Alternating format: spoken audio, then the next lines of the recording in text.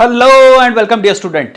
Semiconductor 12th standard का chapter आज बिल्कुल पूरी तरीके से खत्म कर देते हैं एंड होपफुली आपने 11th स्टैंडर्ड का सेमीकंडक्टर एक बार ज़रूर देख लिया होगा। अगर नहीं देखा है तो पहले उसको कंप्लीट करो और फिर बाद में इस वीडियो को आपको एक बार फिर से देखना है।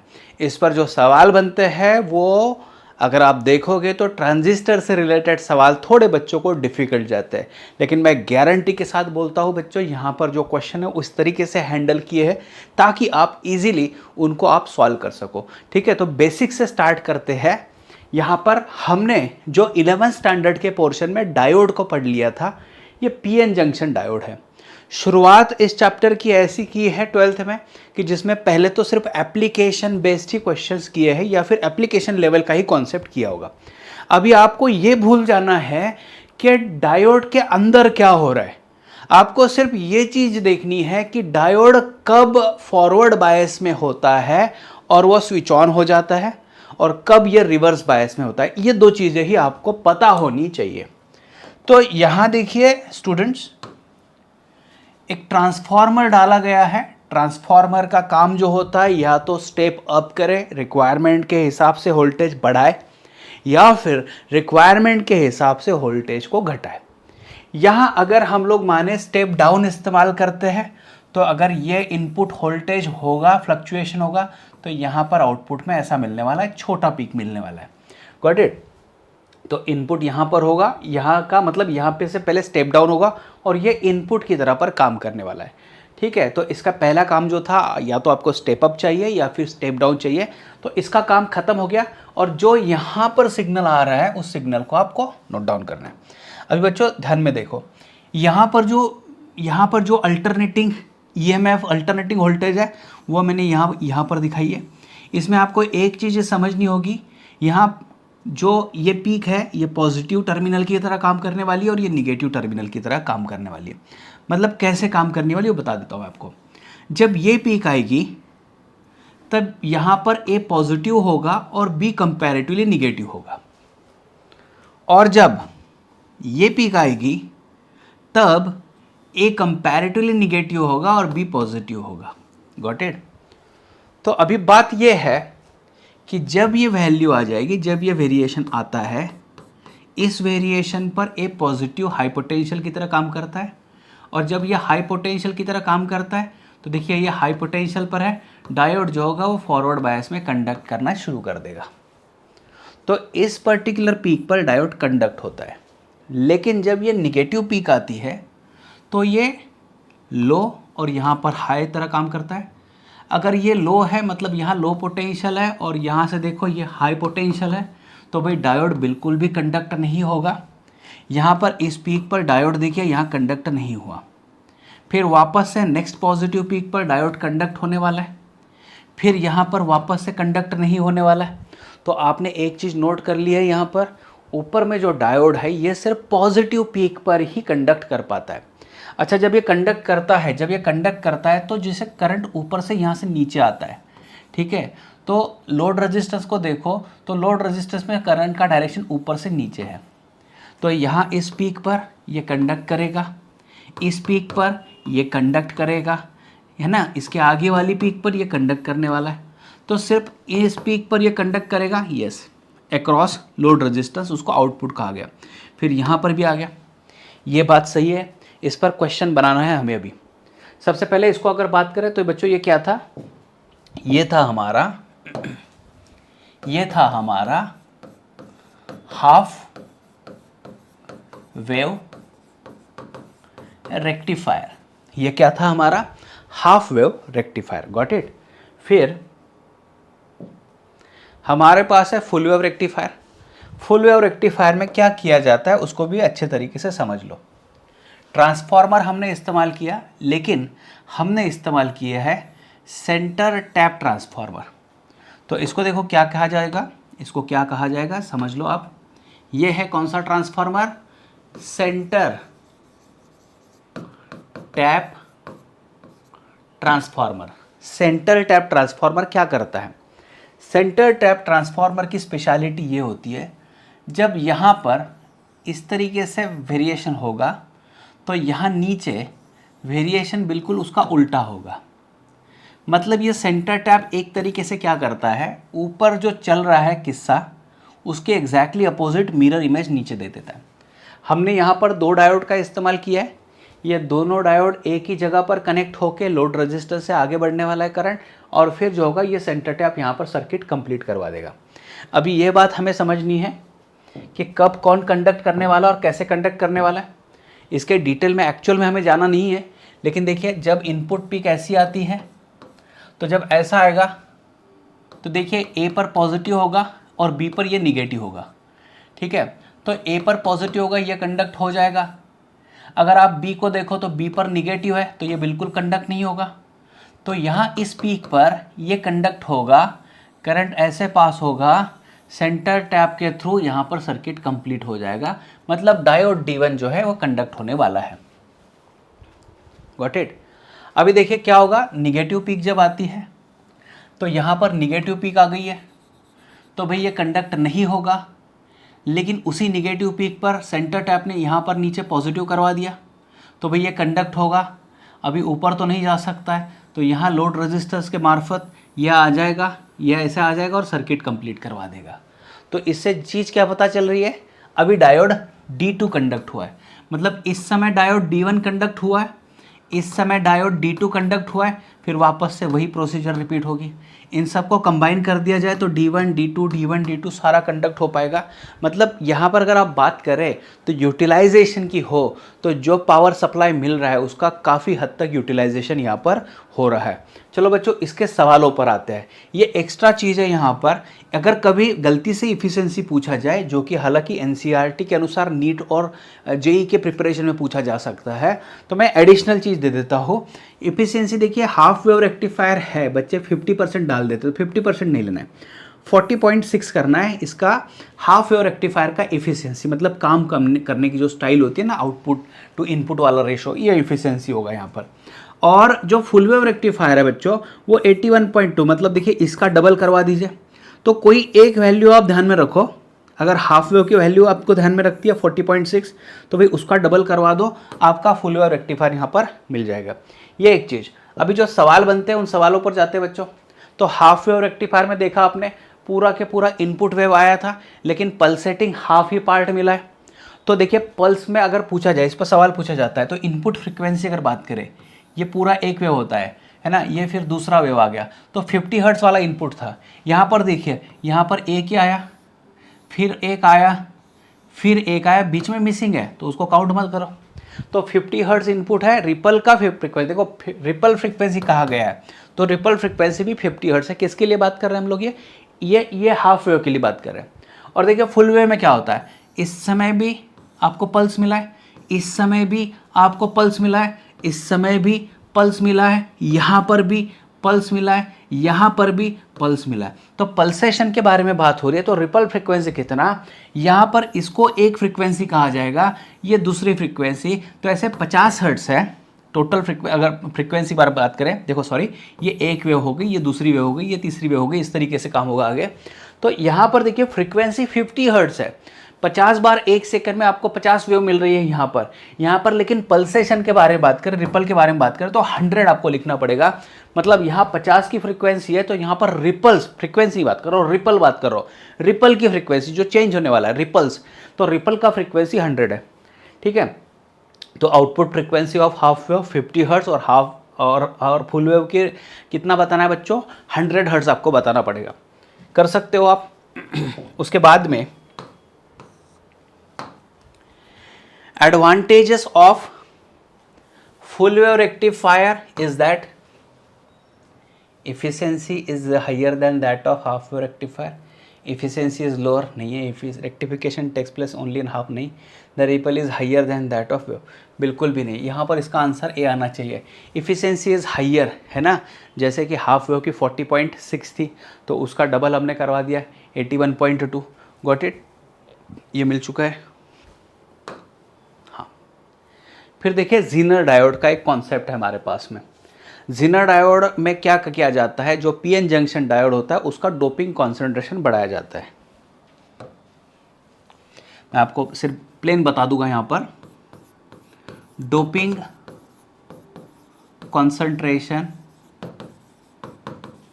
of PN junction diode is increased।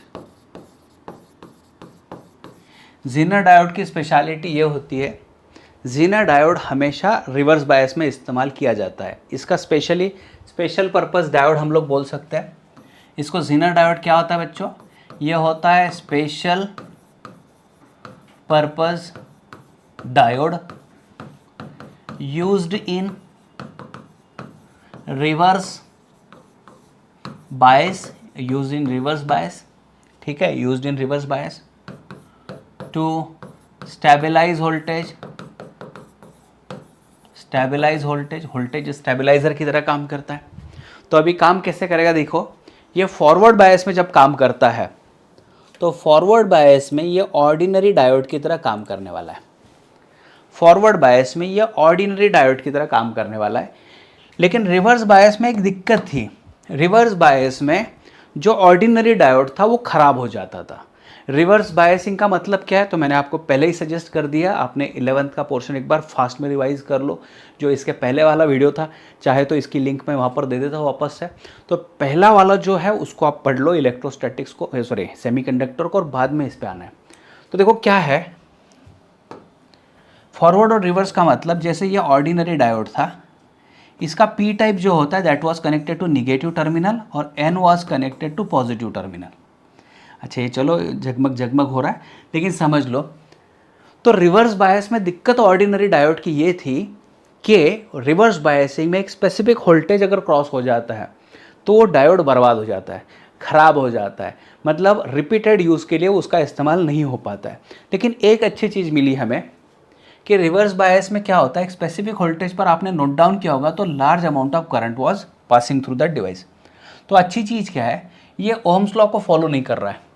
तो ओम्स लॉ को फॉलो नहीं कर रहा है तो बेसिकली अगर मान लीजिए वो डायोड ख़राब ना होता तो क्या होता, उस डायोड के अक्रॉस स्पेसिफिक वोल्टेज पर अगर हम आते तो इसके बाद में ये वोल्टेज नहीं ले पाता, लेकिन आप देखो तो इसमें से कई सारा करंट पास हो सकता था। तो डायोड के अक्रॉस का वोल्टेज अभी मेंटेन रहेगा, उसके ऊपर वोल्टेज नहीं बढ़ पाएगा। ज़ीनर डायोड के अक्रॉस का वोल्टेज जीरो से बढ़ता जाएगा। यहाँ एक स्पेसिफिक वोल्टेज है, रिवर्स वोल्टेज है, जिसके अक्रॉस मतलब जिसके ऊपर ये डायोड वोल्टेज नहीं ले पाएगा, ये मेंटेन करेगा इस वोल्टेज को। हालांकि एक चीज़ और नोट कर लो, करंट चाहे कितना भी पास हो, लेकिन उसमें भी लिमिट है, मिनिमम और मैक्सिमम। इसमें भी हमें नहीं पढ़ना है। थोड़ा सा आपको जो पोर्शन दिया गया है ना उसमें थोड़ा सा दिक्कत है, थोड़ा सा मतलब गलतियाँ भी नहीं बोल सकते हम लोग कि हाँ करेक्शन की ज़रूरत एक्चुअल में है। तो मैं इस तरीके से आपको दिखाऊंगा कि आपका एक क्वेश्चन भी इसमें कवर हो पाएगा। थोड़ा ओम्स लॉ को ही हमें फॉलो करना है। आपको सिर्फ एक चीज़ नोट डाउन करनी है कि ज़ीनर जो होगा ओम्स लॉ के हिसाब से सॉल्व करेंगे। देखो ये ओम्स लॉ को नहीं फॉलो कर रहा है, लेकिन इसके साथ जो कंपोनेंट लगने वाले हैं वो ओम्स लॉ को फॉलो करने वाले हैं। तो भाई इसका काम इतना ही है, चेक करना कि भाई ये वोल्टेज आ जाए तो इसके ऊपर वोल्टेज ना बढ़ने दे। इसका काम क्या है, इस वोल्टेज के ऊपर वोल्टेज ना बढ़ने दे, ये इसका काम होगा। फॉरवर्ड बायस में ये ऑर्डिनरी डायोड की तरह काम करता है तो इसकी कोई दिक्कत नहीं है। यहाँ पर देखो, आपको कई बार शायद सवाल भी ऐसे पूछ सकते हैं कि आप ज़ीनर डायोड का सिंबल ही दे दो भाई, है ना। तो आपने डायोड का सिंबल तो इसके पहले देख लिया, this was diode, now this is zener diode. तो यहाँ पर देखिए आपको Z दिख रहा होगा, ये ज़ीनर डायोड होता है। और ज़ीनर डायोड यूजुअली रिवर्स बायस में इस्तेमाल होता है। सर्किट शायद कॉम्प्लिकेटेड लग पाए आपको, लेकिन हमें कुछ कॉन्सेंट्रेट करना है कुछ पॉइंट्स पर, वो देख लो। हम लोग यहाँ पर इनपुट वोल्टेज देने वाले हैं। अच्छा ये करता क्या है देख लो। अभी हमने देखा है फुल वेव रेक्टिफायर में ऐसी पल्सेस आती थी, तो भी ऐसी पल्सेस अगर हम किसी आउटपुट में डिवाइस को दे तो गलत हो जाएगा। तो ऐसी पल्स को जो है पहले कैपेसिटर की हेल्प से, है ना, पाई फिल्टर की हेल्प से स्मूथ किया जाता है, और ऐसे स्मूथ किया जाता है। लेकिन स्मूथ होने के बाद में इसमें रिपल होता है, थोड़ा बहुत रिपल होता है। तो ये रिपल भी निकालना है तो ज़ीनर का इस्तेमाल होता है। तो अभी सिर्फ आप इसको ओम्स लॉ के हिसाब से मैं बात करूँगा, वो समझ लो। जो वोल्टेज है देखो, पल्सेटिंग भी हो, यहाँ पर इनपुट वोल्टेज दिया गया, जो भी वोल्टेज दिया हो, मान लीजिए एक अज्यूम करके चलते हैं ना, कुछ चीज़ें एज्यूम करके चलते हैं कि मान लीजिए यहाँ पर मैंने दे दिया 20 वोल्ट। अभी मुझे यहाँ पर जो डिवाइस है जिसके थ्रू मुझे काम करवाना है, मान लीजिए ये डिवाइस कोई मोबाइल होगा, मान लीजिए डिवाइस कोई टीवी होगा, या टीवी के अंदर का कोई कंपोनेंट होगा, इस पर मुझे काम करवाना है। अभी इसकी दिक्कत है कि ऐसे अज्यूम करके चलते हैं, समझ के चलते हैं, नॉट नेसेसरी। जैसे मैंने यहाँ कंसिडर किया कि इनपुट वोल्टेज मैंने 20 वोल्ट दे दिया और मुझे पता चला कि भाई ये जो डिवाइस है ना, ये 5 वोल्ट पर काम करवाना है मुझे। तो मतलब अगर मैं समझता हूँ कि अगर मुझे इसको 5 वोल्ट पर काम करवाना है तो मैं क्या करूँगा, मार्केट से 5 वोल्ट का जीनर इसके बराबर बगल में पैरेलल में लगवा दूंगा। तो होगा क्या, जीनर 5 वोल्ट वाला मैंने मार्केट में से उठा के लगवा दिया, तो जीनर की प्रॉपर्टी क्या है, जीनर 5 वोल्ट के ऊपर वाला वोल्टेज नहीं बढ़ने देगा। जीनर क्या करेगा, हमेशा यहाँ इस दो टर्मिनल के अक्रॉस 5 वोल्ट ही मेंटेन करेगा। तब रेस्ट्रिक्शन क्या हो गई, तो भाई ये जो डिवाइस है इसके अक्रॉस 5 वोल्ट ही रहना है। ये भाई ओम्स लॉ को फॉलो करता है, ये यहाँ पर ओम्स लॉ को फॉलो नहीं करेगा। तो अभी दिक्कत क्या है, हमने 20 वोल्ट दे दिया, 5 वोल्ट पर ही डिवाइस को काम करना है, तो भाई बचा 15 वोल्ट। तो 15 वोल्ट यहाँ पर हमने ड्रॉप करवा लिया, तो 15 वोल्ट यहाँ पर ड्रॉप कर लिया। देखिए 20 वोल्ट, 15 वोल्ट, और इसके अक्रॉस कितना है, 5 वोल्ट। आप बोलोगे यहाँ पर 5 यहाँ पर 5, ऐसे नहीं होता है, पैरेलल में पोटेंशियल डिफरेंस सेम ही होता है। ठीक है, तो अभी करना क्या है, देखो V in is equal to V S, यहाँ पर वी एस प्लस ये जीनर के अक्रॉस का वोल्टेज मैं बात करता हूँ VZ। तो देखो VZ या फिर VL, ये दोनों सेम ही है, या फिर VL अगर मैं लेता हूँ तो I, देखो यहाँ से मेन करंट I जा रहा था, ये यहाँ पर डिवाइड हो जाएगा IZ और IL में। तो VL can be equal to IL multiply by जो लोड रेजिस्टेंस होगा वो RL होगा। ओम्स लॉ को फॉलो करते हुए लेते हैं बच्चों, VZ is equal to VZ को या VL ले सकते हैं, VZ या फिर VL दोनों सेम ही होगा। तो यहाँ पर VL मान लीजिए, तो करंट इनटू रेजिस्टेंस मैंने ले लिया। इसी को हम लोग कई बार आउटपुट वोल्टेज भी बोल सकते हैं। तो ऐसा थोड़ा सा दिक्कत वाली चीज़ तो यहाँ पर लग रही है, क्योंकि जो बच्चे फर्स्ट टाइम कर रहे हो तो परेशान हो जाएंगे इस चीज़ से। चलो इसको थोड़ा शॉर्ट में और करवाते हैं हम लोग यहाँ पर क्वेश्चन की हेल्प से। जैसे यहाँ पर एक एग्जांपल दिया है, अच्छा चलो ठीक है भैया, एक एग्जांपल दिया है, इसको कैसे समझते देख लो। ये जीनर डायोड, तो बताया इन्होंने Zener diode having breakdown voltage of 15 volt, मतलब 15 वोल्ट पे ये काम करता है। जीनर हमेशा रिवर्स में यूज़ होता है, तो देखो यहाँ पर 20 वोल्ट अप्लाई कर दिया गया है, जिसमें से पॉजिटिव टर्मिनल है। यहाँ पर देखो बराबर इसकी Z जो होगा या फिर ये टर्मिनल जो होगा that is connected to that positive, this means it is in a reverse bias. Okay, इसकी स्पेशलिटी क्या है बच्चों, ये खुद के अक्रॉस 15 वोल्ट को ले पाएगा। अच्छा ठीक है, आगे देखते क्या होता है। रेगुलेटर सर्किट में लगाया इसको, the current through Zener diode is, अच्छा जीनर डायोड में से करंट लगाना है। अभी मुझे एक चीज़ समझ रही है कि यहाँ पर 20 वोल्ट है, इसने खुद के अक्रॉस 15 वोल्ट ले लिया है क्योंकि बताया ही चीज़ है, तो इसके अक्रॉस 15 है या फिर इसके अक्रॉस भी 15 होगा, क्योंकि देखो ये पैरेलल है, ये जो है ये दोनों एक दूसरे को पैरेलल है। तो मतलब यहाँ पर 15 वोल्ट ये तो तय हो गया। ठीक है, ये चीज़ हो गई है।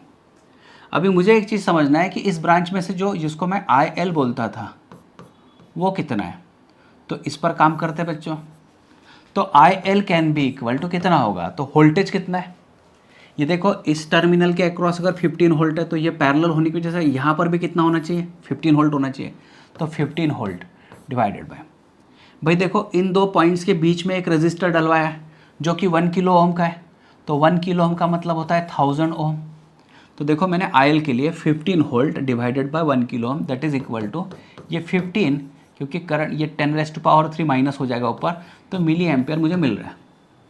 तो लोड करंट तो मुझे 15 मिली एम्पियर मिल चुका है। क्वेश्चन लेकिन जीनर का पूछा गया, तो अभी क्या करना है देखो, इस पर काम करना तो है ठीक है। यहाँ पर वापस आते हैं, यहाँ पर समझ लो। अच्छा यहाँ से मेन करंट जाएगा, अगर 20 वोल्ट में से 15 वोल्ट यहाँ ड्रॉप हो चुका है तो भी बचा कितना, 5 वोल्ट जो यहाँ पर ड्रॉप होने वाला है।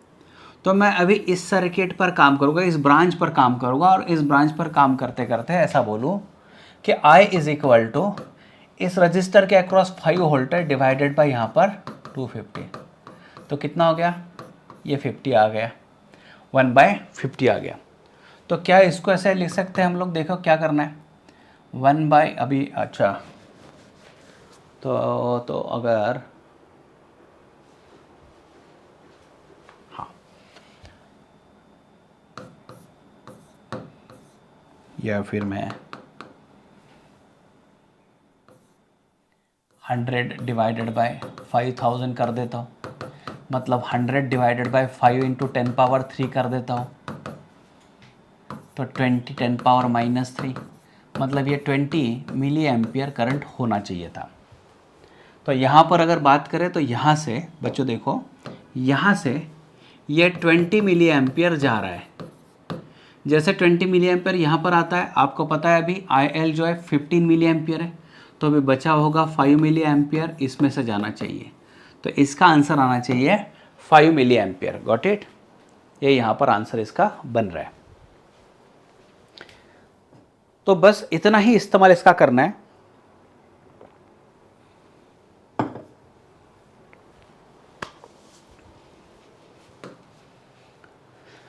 उसके बाद देखिए फोटो डायोड पर सवाल तो बनते हैं। फोटो डायोड जो होता है उसकी कुछ स्पेशल जो क्वेश्चन पूछे जाते हैं। देखो एक तरीके से ये डायोड जो होता है, ये कॉन्सेंट्रेशन तो ऑब्वियसली ऑर्डिनरी डायोड से चेंज ही होता है, यहाँ पर थोड़ा फर्क पड़ता है। ये रिवर्स बायस में भी काम करता है, लेकिन रिवर्स बायस में आपको ब्रेकडाउन वोल्टेज पर लेके नहीं जाना है। समझ लो फोटो डायोड ये डिवाइस जो है ये रिवर्स में ही इस्तेमाल होगा। इस पर पहला सवाल तो आपका यही बन जाता है बच्चों। It is a special type of PN junction diode which converts light energy into electrical energy. ठीक है। It generates current when expose to light. तो जो ऑर्डिनरी डायोड था इसका सिंबल देख लो, आपको सिंबल पर क्वेश्चन पूछ सकते हैं। It is also called as photo detector या फोटो सेंसर बोला जाएगा। It operates in a reverse bias. देखो जिस पर सवाल बन सकते वो सारे पॉइंट यहाँ पर मैंने कवर कर लिए। Only minority current flow through the diode, क्योंकि रिवर्स बायस में माइनॉरिटी करंट की वजह से ही, माइनॉरिटी चार्जेस की वजह से ही करंट फ्लो होता है। ठीक है। इसका जो ग्राफ होगा ये 4th क्वाड्रेंट में आता है। ये जो ग्राफ दिया है ये हमारे टेक्स्ट बुक ने दिया है और मैंने NCERT से उठाया हुआ ग्राफ यहाँ पर डाल दिया है। तो दोनों ग्राफ अपनी जगह पर सही हो गए। अभी अगर बात करें तो ये ग्राफ आए या फिर ये ग्राफ आए, दोनों ग्राफ आपको सुटेबली यूज़ करना होगा। अच्छा ये ग्राफ क्या रिप्रेजेंट करते हैं वो भी दिखा देता हूँ। तो देखो क्या होगा, ये PN जंक्शन डायोड था। तो रिवर्स बायस में जब हम इसका इस्तेमाल करते हैं तो P is connected to negative terminal of battery, N is connected to positive. तो N टाइप में देखो इलेक्ट्रॉन्स अगर ज़्यादा होते हैं तो इलेक्ट्रॉन इधर आ रहे हैं, और P टाइप में होल्स होते हैं तो ये होल्स दूर जा रहे हैं। लेकिन यहाँ माइनॉरिटी कैरियर इलेक्ट्रॉन होता है और यहाँ पर माइनॉरिटी कैरियर होल होता है। तो इलेक्ट्रॉन और होल इस तरीके से एक दूसरे की ओर जाएंगे। अभी आपको उसकी थियरी में डिटेल में नहीं जाना है, सही में देखा जाए तो बस इस पर कॉन्सेंट्रेट करो कि भाई रिवर्स बायस में इसका इस्तेमाल होना है। कोई टफ कैलकुलेशन भी नहीं है, तो छोटी छोटी चीज़ है। कई बार हम लोग कॉम्प्लिकेटेड लेवल पर इस चैप्टर में चले जाते हैं, तो भाई इतना ना करो। अपनी जो दिमाग में हालत ख़राब हुई है ना, सेमीकंडक्टर इतना बुरा चैप्टर है, बिल्कुल भी नहीं है। छोटा सा चैप्टर है, आप सही ढंग से अप्रोच करो तो बेटर हो जाएगा, रिजल्ट काफ़ी अच्छा मिल जाएगा। सही ढंग से अप्रोच करना ज़रूरी है, क्योंकि मुझे भी एक लिमिटेशन है कि क्रैश कोर्स में कहाँ तक आपको ले जाओ। क्योंकि अगर इसका डिटेल में पढ़ाने को जाओ तो यस फोटो डायोड पर ही करीबन आधा से पौना घंटा निकल जाएगा, तब जाके ये डिटेल में समझ में आएगा। तो अभी जो है हमारे लिए फोकस्ड ये चीज़ पर काम करना है कि भाई यहाँ पर लाइट गिर रहा है, ये डिप्लेशन रीजन पर इस तरीके से अरेंजमेंट किया होता है। फोटोन के पास होती है एनर्जी। जब ये फोटोन उस डिप्लेशन रीजन पर आता है जहाँ पर सिर्फ आयंस थे, तो जैसे ही वो डिप्लेशन रीजन पर आता है, जैसे ही डिप्लेशन रीजन पर आ जाता है, तो स्पेसिफिक रीजन में देखो यहाँ पर स्पेसिफिक रीजन में बात करें, स्पेसिफिक रीजन पर पे जो बॉन्ड होते थे, कौन से बॉन्ड्स, सिलिकॉन सिलिकॉन के बॉन्ड्स हो गए। ये जो बॉन्ड्स होते हैं उस बॉन्ड्स पर ये फोटोन गिरता है और फोटोन की एनर्जी यूटिलाइज होती है और उस बॉन्ड को ब्रेक किया जाता है। जैसे ही बॉन्ड ब्रेक हो गया उसमें से इलेक्ट्रॉन और होल सेपरेशन हो जाएंगे, और जैसा ही सेपरेशन होगा तो यहाँ एक इलेक्ट्रिक फील्ड सेट हुई है। आपने इसके पहले चैप्टर में, इसके मतलब 11th स्टैंडर्ड में मैंने आपको पढ़ा दिया ऑलरेडी। इलेक्ट्रिक फील्ड सेट हो जाती है और इस इलेक्ट्रिक फील्ड की वजह से होल P टाइप में ही जाते हैं और इलेक्ट्रॉन N टाइप में ही जाते हैं। इस तरीके से यहाँ पर ये स्विफ्ट होता है, मतलब इधर से उधर जाते हैं। तो ये जो होगा यहाँ पर ड्रिफ्टिंग हो जाएगा और ड्रिफ्ट करंट मिल जाएगा। तो भाई बात ऐसी है कि अगर मैं लाइट की इंटेंसिटी बढ़ा दूँ तो मान लीजिए 2 बॉन्ड ब्रेक हो रहे थे तो 2 की जगह पर 4 बॉन्ड ब्रेक हो गए, और लाइट की संख्या इंटेंसिटी बढ़ा दूँ तो 4 की जगह 6, 6 की जगह 8। तो जैसा इंटेंसिटी आप बढ़ाओगे तो ये रिवर्स बायसिंग में जो होगा इसका ग्राफ जो है नीचे नीचे नहीं जाएगा। तो देखो I4 is greater than I3, I3 is greater than I2 and I2 is greater than I1। तो जैसे ही इंटेंसिटी बढ़ा दो उस तरीके से करंट जो रिवर्स बायसिंग में होगा वो ज़्यादा से ज़्यादा बढ़ने वाला है। ठीक है, तो इतनी चीज़ें कर लो, या तो ये ग्राफ भी सही है ये ग्राफ भी सही है, लेकिन अगर दोनों ग्राफ आ जाए तो भाई आपका जो टेक्स्ट बुक में ग्राफ है वो ये है, तो इसको आपको करना पड़ेगा। ठीक है, photo diode is a device, अभी क्या है आप ही बता दो। Photo diode is a device, तो हमें किस लिए यूज़ करना है? रिवर्स बायस में ही इस्तेमाल करना होता है इसका, ऑलवेज नहीं। ऑलवेज यहाँ पर इस्तेमाल हुआ है तो नहीं, फॉरवर्ड में यूज़ कर सकते हैं बट नॉट ऑलवेज। एक्चुअली इसको स्पेशली डिज़ाइन ही इसलिए किया है ना, फोटो डायोड इसलिए किया है कि ये रिवर्स बायस में हम लोग इसका इस्तेमाल करें। क्योंकि देखो फॉरवर्ड में क्या होता है ना, जल्दी से फॉरवर्ड बायस में आ जाता है, और जो लाइट गिर रहा है ना, तो लाइट की वजह से जो थोड़ा बहुत करंट बढ़ने वाला है वो डिटेक्ट नहीं हो पाएगा। रिवर्स में वैसे ही अगर देखा जाए तो शॉर्टेज था करंट का, उसमें भी थोड़ा सा लाइट आ गया तो भाई करंट एनहांस हो गया, माइक्रो एम्पियर में करंट मिलेगा, लेकिन डिटेक्ट हो पाएगा कि कुछ जो चेंज हुआ है दिख पाएगा। ठीक है, तो पहला वाला आंसर आना चाहिए, रिवर्स बायस में इस्तेमाल होता है। क्योंकि पहला ही आंसर आ गया तो अभी देखो विच में भी ऑपरेटेड इन फॉरवर्ड और रिवर्स बायस, हाँ ले सकते हैं हम लोग, कोई बात नहीं, लेकिन फोटो डायोड डिवाइस का पर्पज़ ही ऐसा था, बनाया ही इसलिए था इसको रिवर्स बायस में हम लोग इस्तेमाल करें। ठीक है, for detecting optical signals, optical signals जैसे लाइट कहीं से आता है और उसको डिटेक्ट किया जाता है, जैसे कि मान लो अभी कैसे आपको लगेगा ऑप्टिकल डिवाइस, मतलब जैसे मान लीजिए आपके घर में एसी है, तो आप रिमोट कंट्रोल से बटन जब प्रेस करते हो तो एसी जो होगा एसी सिग्नल कैच करता है, या फिर घर में टीवी है तो टीवी के रिमोट की हेल्प से देखिए टीवी उस सिग्नल को रिसीव करता है। तो हाँ, जो रिसीव करता है वो फोटो डायोड ही होता है बच्चों। तो photo diode is used in a reverse bias. ठीक है, हाँ ये चीज़ है। अभी क्या इसको कर सकते हैं, ऑप्टिकल सिग्नल डिटेक्ट करेंगे, हाँ photo diode is used in reverse बायस। उसके बाद में होता है सोलार सेल। अभी इसकी डायग्राम भी काफ़ी कॉम्प्लिकेटेड की है, तो मैं बेसिक लेवल पर कुछ चीज़ों पर काम करूँगा। ये जो होगा ना, इसको फॉरवर्ड रिवर्स में बिल्कुल नहीं बोलना है। सोलर जो सेल होता है ना, ये खुद ही सेल है, सोलार सेल ये खुद ही सेल है। इसका सिंबल हालांकि हमारे टेक्स्ट बुक ने नहीं दिया है, लेकिन मैं यहाँ पर आपको दिखा दूँ, क्योंकि सेल होता है तो सेल का सिंबल दिखा दो, और इस पर इधर से आपको लाइट पड़ते हुए दिखना चाहिए, ये लाइट आएगा इधर से। ठीक है, तो this can be a symbol for solar cell, ये सिंबल हो सकता है सोलार सेल। तो अभी हमें क्या करना है बच्चों, देखो ये सेल है, ये खुद ही सेल है, तो होगा क्या, इसका इस्तेमाल क्या होता है, यहाँ पर ऊपर एन टाइप रीजन और नीचे पी टाइप रीजन, बाकी जो होता है ये मेटल ग्रिड्स होता है ना, कंडक्शन के लिए। तो सबसे पहले देखो ये रजिस्टर नहीं होता है शुरुआत में, पहला पूरा सेल हम लोग बात कर लेंगे। जो लाइट है, सनलाइट है, that sunlight reaches to the depletion region, यहाँ इस डिप्लेशन रीजन में उस सनलाइट को लाया जाता है। तो वो सनलाइट यहाँ तक पहुँचे इसलिए एन टाइप रीजन का थिकनेस बहुत कम किया जाता है, ऑलमोस्ट 3 माइक्रोमीटर तक दिया जाता है। ठीक है, और पी टाइप रीजन जो होता है ये 300 माइक्रोमीटर तक आता है, लेकिन चलो ठीक है, बात इसी पर करते हैं कि N type region is very very small. तो जो सनलाइट होगा ये डिप्लेशन रीजन पर आएगा, और डिप्लेशन रीजन में होता क्या है ना बच्चों, एन टाइप से पी टाइप में, एन टाइप में पॉजिटिव आयन और यहाँ पर निगेटिव आयन होता है, तो यहाँ एक इलेक्ट्रिक फील्ड सेट हुई होती है। अभी उसमें भी हमें डिटेल में ना जाना है, बिल्कुल भी नहीं जाना है। जब सनलाइट डिप्लेशन रीजन में आता है तो सनलाइट की जो एनर्जी होती है उस एनर्जी की हेल्प से वहाँ पर जो बॉन्ड बने होंगे वो बॉन्ड ब्रेक होते हैं, living behind electron and hole pair. तो इसमें से इलेक्ट्रॉन्स जो होंगे वो एन रीजन में ही जाएंगे, और जो होल होंगे वो पी रीजन में ही जाएंगे। समझ लो, इलेक्ट्रॉन्स एन रीजन में और होल जो होंगे वो पी रीजन में जाएंगे। तो जब तक लाइट गिर रहा है तो ये प्रोसेस चल रहा है, तो इससे क्या होगा, ऊपर एन रीजन में कई सारे इलेक्ट्रॉन्स एक्यूमुलेट हो जाते हैं और नीचे कई सारे होल्स एक्यूमुलेट हो जाते हैं। एक तरीके से देखो, अगर आप पॉजिटिव और निगेटिव है ना, ऐसे चार्जेस सेपरेशन शुरू हो गया, तो एक तरीके से ये सेल की तरह ही काम करने वाला है। तो अभी क्या होगा, ये सेल की तरह काम करना है, तो जैसे इसका अगर ग्राफ निकाले वोल्टेज वर्सेस करंट का, तो देखो यहाँ पर हम बात करते हैं VOC, मतलब VOC को बोला जाता है ओपन सर्किट वोल्टेज। अच्छा, ये स्टेट बोर्ड का ग्राफ है, तो आपको टेक्स्ट बुक के लिए ग्राफ होता है, ग्राफ एक्चुअल में 4th क्वाड्रेंट में आता है, ये एक्चुअल ग्राफ होता है, लेकिन हमारे टेक्स्ट बुक में 1st क्वाड्रेंट में इसको दिया गया। ठीक है, ओपन सर्किट वोल्टेज मतलब जब ये रजिस्टर नहीं लगाया था तब सोलार सेल ने इसको एक सेल की तरह का बना दिया है, तो ओपन सर्किट वोल्टेज जो है ये यहाँ पर दिखा है। जैसे मैं अगर मान लीजिए रजिस्टर की जगह पर यहाँ पर एक थिन वायर, जीरो रेजिस्टेंस वाली वायर ज्वाइन कर दूँ, तो भाई इस पॉजिटिव चार्ज को एक पैसेज मिल गया ना, या फिर इलेक्ट्रॉन्स को एक पैसेज मिल गया, तो फट से करंट बहुत सारा पास हो जाएगा। उसको कहा जाता है शॉर्ट सर्किट करंट, उसको कहा जाता है short circuit current, ISC, short circuit current. तो शॉर्ट सर्किट करंट, लेकिन बच्चों हमें कोई ना कोई डिवाइस लगाना होता है, डिवाइस लगाना होता है, तो डिवाइस को हमने RL बोल दिया, लोड रेजिस्टेंस बोल दिया।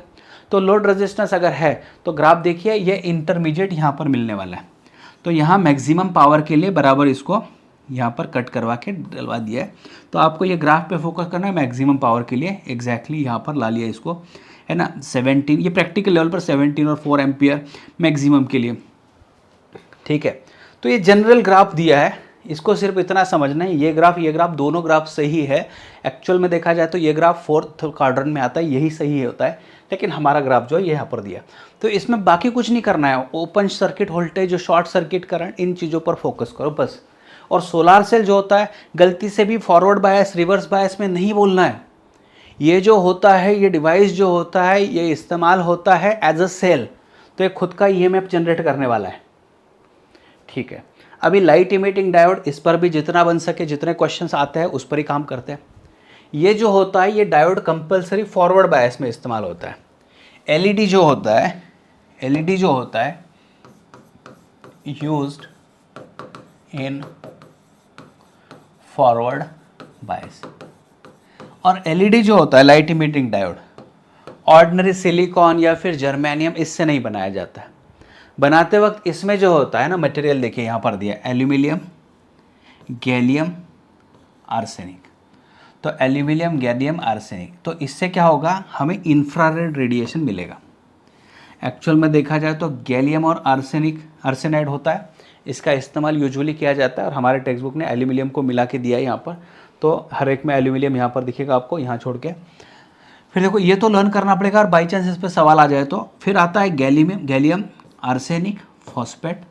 तो गैलियम आर्सेनिक फॉस्फेट, ये जो होता है ये रेड या फिर येलो कलर, इसके कॉम्बिनेशन पर डिपेंड होगा कितना % से गैलियम आर्सेनिक और फॉस्फोरस का मिक्सचर किया है, तो इसके हिसाब से रेड और येलो, ये दो लर्न करके रखना है, ठीक है। तो गैलियम, देखो गैलियम आर्सेनाइड, देखो एल्यूमिनियम गैलियम आर्सेनाइड, ये इंफ्रारेड के लिए आता है। फिर देखो गैलियम है, आर्सेनिक है, और उसके बाद में फॉस्फेट ऐड हो गया, तो ये रेड और येलो इमिट कर रहा है। फिर aluminium gallium phosphide, aluminium gallium phosphide, ये जो होगा ये रेड और ग्रीन कर लो। यहाँ पर क्या करना है बच्चों, रेड और ग्रीन। अच्छा, रेड और ग्रीन मतलब क्या होता है, रेड या ग्रीन क्या होता है, तो इसका देखिए एल्यूमिनियम मान लीजिए, एल्यूमिनियम है, Ga 0.1% है, फॉस्फोरस 0.9% है। तो केमिस्ट्री में आप पढ़ते हो, इस सिंबल को लिखा जाता है, जैसे ऐसे लिखा जाता है, एल्यूमिनियम Ga 0.2 मान लीजिए, फॉस्फोरस 0.8 मान लीजिए। तो ऐसा परसेंटेज जो होता है उस पर ये सारी चीज़ें डिपेंड होती हैं। फिर देखिए जिंक सेलेनाइड, इससे हमें ब्लू कलर मिल रहा है। तो ये जो 4 पॉइंट्स है ये टेक्स्ट बुक से उठाया है, एज इट इज़ आपको रट्टा मार लेना है। इसका सिंबल देख लो, या तो ऐसा सिंबल दिखेगा या फिर ऐसा सिंबल दिखेगा, ऐसे कोई भी एक देख लो सही ढंग से, इसमें से लाइन बाहर निकलते हुए दिखनी चाहिए, ठीक है। अभी इसका स्ट्रक्चर जो है तो कोई यूज़ का इस्तेमाल आपको नहीं करना है। देखिए फॉरवर्ड बायस में इस्तेमाल होता है, तो ये फॉरवर्ड बायस में इसका ग्राफ हमें सिलेक्ट करना होता है। उसके अलावा अलग अलग कलर इमिट किए जाते हैं। तो फॉरवर्ड बायसिंग में अगर देखा जाए तो वाइट के लिए, अभी वाइट यहाँ पर नहीं दिख पाएगा, अभी वाइट नहीं दिख पाएगा, अभी क्या करें वाइट को, इसको वाइट बोल देते, इसको वाइट बोल देते, चलो ये कलर वाइट नहीं है एक्चुअल में देखा जाए तो क्या होगा ना, VIBGYOR। तो रेड का एनर्जी कम होता है, वैसे भी वेवलेंथ ज़्यादा होता है लेकिन एनर्जी कम होता है। तो सबसे पहले रेड फिर ब्लू, मतलब एक्टिवेशन जो एनर्जी हम लोग बात कर रहे हैं ना यहाँ पर देखिए, जैसे कि 1 वोल्ट पर एक्टिवेट होना शुरू हो गया तो शायद 1.2 पर एक्टिवेट होगा ब्लू, है ना, 1.5 पर एक्टिवेट होगा वाइट। तो इस तरीके से अलग अलग कलर इमिट हो सकते हैं यहाँ पर। तो ये एक्टिवेशन के हिसाब से ये ग्राफ अगर पूछा जाए, जो कि जेई में ऑलरेडी पूछा जा चुका है, तो PYQs में अगर कोई क्वेश्चन आता है तो आपको ये नोट डाउन करके रखना है, red blue white, white last में डाल देना बच्चों, इसमें IV ग्राफ में कर सकते हो यहाँ पर। और जो ये लाइट इमिट होता है ना, तो ये फॉरवर्ड बायस, देखो ये फॉरवर्ड बायसिंग ही है, फॉरवर्ड बायसिंग ही है। यहाँ पर डिप्लेशन रीजन में यहाँ से इलेक्ट्रॉन होल पेयर आता है, कंबाइन होता है, और कॉम्बिनेशन के बाद में जो एनर्जी का लॉस होता है, that loss you will feel in the form of, और you will get in the form of light, या फिर रेडिएशन हम लोग बोलते हैं। देखो यहाँ एक सवाल पूछा है, दिख तो रहा होगा। V I characteristic of LED is shown by. तो देखो एक्चुअली ये भी ग्राफ सही है क्योंकि रिवर्स बायस में ऐसे काम करता ही है, लेकिन एलईडी को बनाया है ही इस हिसाब से कि इसको फॉरवर्ड बायस में इस्तेमाल करें। तो स्ट्रिक्टली यहाँ पर ये ग्राफ आपको लेना पड़ेगा। चलो अभी सिंबल देखिए, जीनर डायोड का सिंबल, फोटो डायोड का सिंबल और एलईडी का, तीनों के सिंबल मैंने दे दिया है। इसी पर आधारित एक क्वेश्चन यहाँ पर आया बच्चों, इसको कर लो आप एक बार।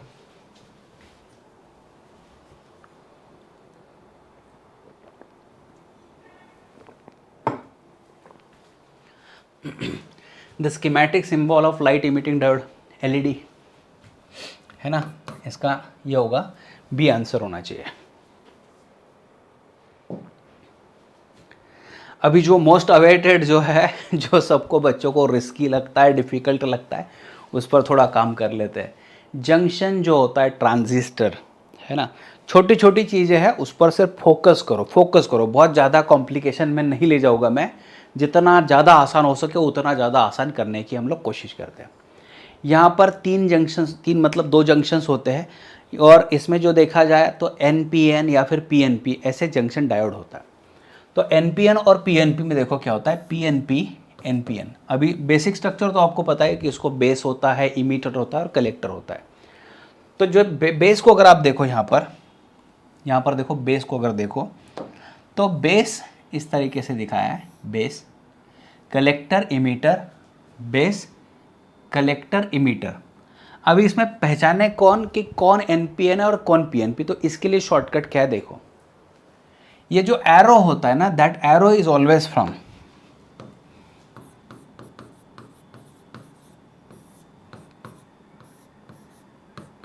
ये P to N ही होता है। ये जो एरो होता है, that arrow you should have to represent from P to N, got it, from P to N, P से लेकर N तक ही दिखाना होता है। तो देखो यहां पर P to N दिख रहा है क्या, देखो ये एरो दिखाया है, तो आप इजी गेस कर सकते हो फ्रॉम P to N ही होता है।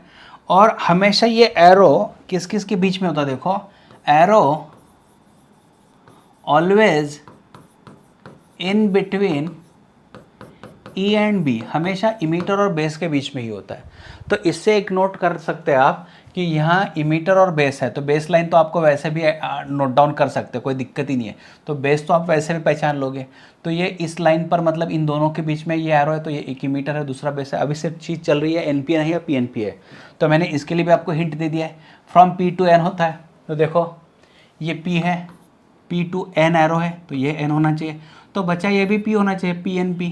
यस, देखो यहाँ पर ये एरो होता है from P to N, P to N, तो P to N दिखा दिया, तो भाई ये P to N आ गया, तो ये N है, ये P है और ये N होना चाहिए, जैसे यहाँ पर दिख गया, गॉट इट। अच्छा इमीटर की स्पेशल देख लो, स्पेशलिटी देख लो, थिक हेवीली डोप्ड होता है।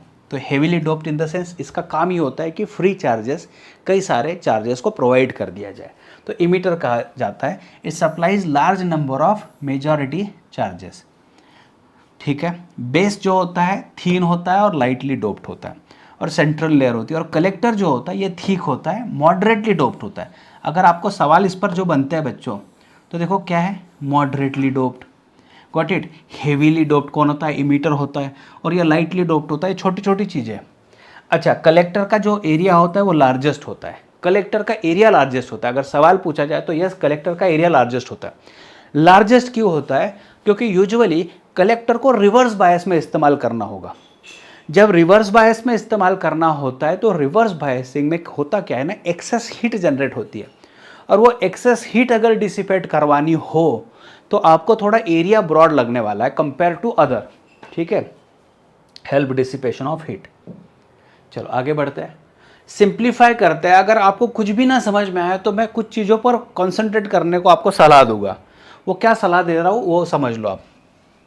देखो यहाँ पर क्या है, मैंने एक सर्किट दिखाया, इमीटर में कई सारे इलेक्ट्रॉन्स है, बेस में जैसे देखो NPN ट्रांजिस्टर है तो मेजॉरिटी कैरियर यहाँ पर पॉजिटिव है और कलेक्टर पर निगेटिव चार्जेस है। तो ये सर्किट कंप्लीट हो गया। यहाँ पर देखिए क्या हो गया, यहाँ पर बेस जो है ये कॉमन होगा, तो ये कॉमन बेस वाला स्ट्रक्चर मुझे यहाँ पर दिख रहा है, कॉमन बेस दिख रहा है, ठीक है। तो देखो हमेशा समझो, हमेशा इसको चीज़ को समझो, इमीटर बेस ये जो होगा ये हमेशा फॉरवर्ड बायस में हमें रखना है, और जो कलेक्टर बेस होगा इसे हमें रिवर्स बायस में इस्तेमाल करना है। इमीटर बेस को हमें फॉरवर्ड बायस में इस्तेमाल करना है और कलेक्टर बेस को हमें रिवर्स बायस में इस्तेमाल करना है। ठीक है, तो इस सिचुएशन पर अगर कॉन्सेंट्रेट करें तो क्या समझ में आएगा। देखो ये इमीटर है, यहाँ पर इलेक्ट्रॉन्स है, तो फॉरवर्ड बायसिंग में इसको अंदर ढकेलना बहुत ज़रूरी था, तो इसको कनेक्ट करवा दिया यहाँ निगेटिव टर्मिनल से। क्योंकि कलेक्टर में इलेक्ट्रॉन्स है तो इनको बाहर खींचना है, तो बाहर खींचना है तो भाई पॉजिटिव टर्मिनल लगवाना पड़ेगा। तो यस, देखो रिवर्स बायसिंग में आपको देखो क्या होता था, N terminal was connected to positive terminal of battery, और फॉरवर्ड बायस में N is connected to negative terminal of battery, यही होता था। और यहाँ पर बेस कॉमन है। अभी इसमें आपको बहुत ज़्यादा डिटेल में नहीं जानने की ज़रूरत, आपको सिर्फ इतना सोचना है कि भाई देखो यहाँ पर मान लीजिए हज़ारों इलेक्ट्रॉन्स है, ये अंदर चले जाएंगे, इसमें से हार्डली 2-4-5% जो होगा वो बेस के साथ मिलजुल जाएगा, और बाकी के जो एक्सेस बचे हुए इलेक्ट्रॉन्स है ये कलेक्टर को क्रॉस करके इधर निकल जाएंगे। क्योंकि कलेक्टर रिवर्स बायस में है, कलेक्टर बेस रिवर्स में है, तो कलेक्टर बेस रिवर्स में होने की वजह से जो इलेक्ट्रॉन इधर से आ रहा है जो कि मेजॉरिटी था, ये अंदर घुसते ही यहाँ इनके लिए माइनॉरिटी कैरियर हो गया, और रिवर्स बायस में जो करंट पास होता है वो माइनॉरिटी की वजह से होता है। मैं अभी ज़्यादा नहीं बोलूँगा क्योंकि मेरा जितना ज़्यादा बोलना होगा वो एक्सेस ही होगा आप लोगों के लिए। तो भाई फोकस इस बात पे करते हैं, कॉन्सेंट्रेट इस बात पे करते हैं कि जो इमीटर करंट होता है, आप ये भी मत सोचो कि एरो किधर जा रहा है, नहीं, इमीटर जो होता है इसने जितना करंट प्रोड्यूस किया उसमें से बेस करंट मिला और कलेक्टर करंट मिला, ऐसे दो करंट मिले हैं। तो emitter current is equal to base current plus collector current, यह है। बेस करंट बहुत कम होता है, इसीलिए कई बार कलेक्टर और इमीटर करंट को इक्वल बताया जाता है, लेकिन हमें इस पर प्रिकॉशन लेनी पड़ेगी, आपको इस पर ही फोकस करना पड़ेगा। I E equal to I B plus I C. Base इतना थिन होता है कि बेस करंट कम से कम 5% तक चला जाता है। मतलब अगर 100% करंट इमीटर ने दिया है तो उसमें से हार्डली 2-4-5% ही बेस को मिला है, बाकी सारा का सारा कलेक्टर को मिला है। ठीक है, तो आप ये फॉर्मूला याद कर सकते हो। अभी वापस से एक डायग्राम आ चुकी है, कई बच्चों को तो इसी डायग्राम की वजह से मतलब तकलीफ जो हो जाती है ना इस चैप्टर की, वही हो जाती है। तो भाई मैं वापस से बोलूँ आपको, आप मत फोकस करो इस पर, मत फोकस करो, फिलहाल के लिए मत फोकस करो, इतना ही रख दो कि emitter current is base current plus collector current. अभी दो चीज़ें मैं डिफाइन कर दूंगा, एक है करंट गेन बीटा। तो करंट गेन जब बीटा होता है तो बीटा को डिफाइन कब किया जाता है, beta is defined for, current gain beta जो होता है, तो जो बीटा होता है बीटा इज डिफाइंड, अच्छा ये वापस से वही हो रहा है, हाँ चलो ठीक है। तो beta is defined for common emitter circuit, इस पर ही फोकस करो, कॉमन इमीटर। और जो अल्फा होता है वो कॉमन बेस पर डिफाइन किया जाता है जैसे इसके पहले था। तो आप सिर्फ इस पर फोकस करो, इसको कॉन्सेंट्रेट करो बच्चों, जो मैं बताना चाहता हूं यहां पर उस पर ही फोकस करो जो मैं बताना चाहता हूं। तो बीटा इज डिफाइंड एज, जब देखो बीटा कॉमन इमीटर पे डिफाइन होता है, कॉमन इमीटर कॉमन है, तो जब इमीटर कॉमन है तो भाई इनपुट आउटपुट कहां पर दिया गया, तो यहां पर आउटपुट कलेक्टर के अक्रॉस लिया जाता है और इनपुट बेस के अक्रॉस दिया जाता है। जैसे यहां पर ये बेस है तो बेस करंट जो होगा वो इनपुट होगा और जो कलेक्टर वाला करंट होगा वो आउटपुट होगा। तो बीटा को डिफाइन करते हुए delta I C by delta I, delta इसीलिए डाला है कि जो कोई चेंज यहाँ होगा बीटा में वो कलेक्टर में भी आपको दिखने वाला है, तो it is ratio. So alpha define किया जाता है कॉमन बेस में, तो बेस कॉमन है भाई, बेस अगर कॉमन है तो फिर है कौन, कलेक्टर करंट और इमीटर करंट। तो alpha is defined as I C divided by I E. अभी आपको एक छोटी सी चीज़ समझ में आ गई कि भाई इन सब में अगर देखा जाए तो इमीटर और कलेक्टर को कंपेयर करें तो इमीटर करंट ज़्यादा होता है। सो अल्फ़ा जो होता है that alpha is less than 1 होता है और बीटा जो होता है वेरी वेरी ग्रेटर देन 1 होता है। बीटा जो होता है that is very very greater than 1 होता है। अल्फा जो होता है वेरी वेरी लेस देन 1 होता है और बीटा जो होता है वेरी वेरी ग्रेटर देन 1 होता है। ठीक है, इसको एक बार समझ लो। अच्छा, ये सिंबल कहाँ से है? तो ये जो आया ये आपने बोर्ड एग्जाम में प्रूव किया होगा, अभी सिर्फ याद करना है कैसे। अल्फा हमेशा लेस देन 1 होता है और अल्फा और बीटा का रिलेशन देना है, तो बीटा डिवाइडेड बाय, देखो डिनोमिनेटर बढ़ा दो ताकि वैल्यू कम हो जाएगी 1 से। Alpha is beta divide by 1 plus beta, और जब मैं बीटा डिफाइन करता हूँ so it is alpha divide by 1 minus alpha, alpha divide by 1 minus alpha. मैंने नीचे की वैल्यू यहाँ पर घटा दी है ताकि ये टोटल वैल्यू बढ़ जाए। इतना कर सकते हो आप। ठीक है, चलो आगे बढ़ते बच्चों। यहाँ पर ये दो कैरेक्टरिस्टिक है, थोड़ा सा आप देख लो इसको एक बार।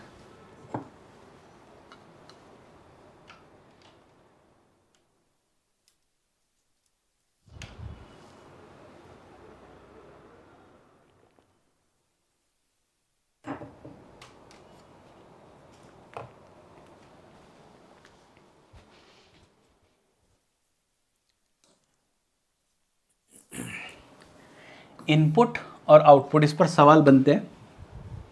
कोई भी डिवाइस, जैसे आप इंजीनियर जब हो जाओगे तो आपको इलेक्ट्रॉनिक्स एंड टेलीकम्युनिकेशन में जो बच्चे जाते हैं उनको स्पेसिफिकली इस पर क्वेश्चन होते हैं।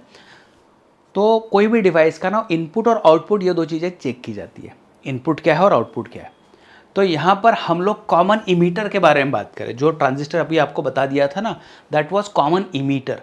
तो कॉमन इमीटर में क्या हो रहा है, बेस इमीटर के अक्रॉस, देखो बेस और इमीटर, इसके अक्रॉस इनपुट दिया है, और जो कलेक्टर है और इमीटर है इसके अक्रॉस यहाँ पर आउटपुट लिया जाएगा।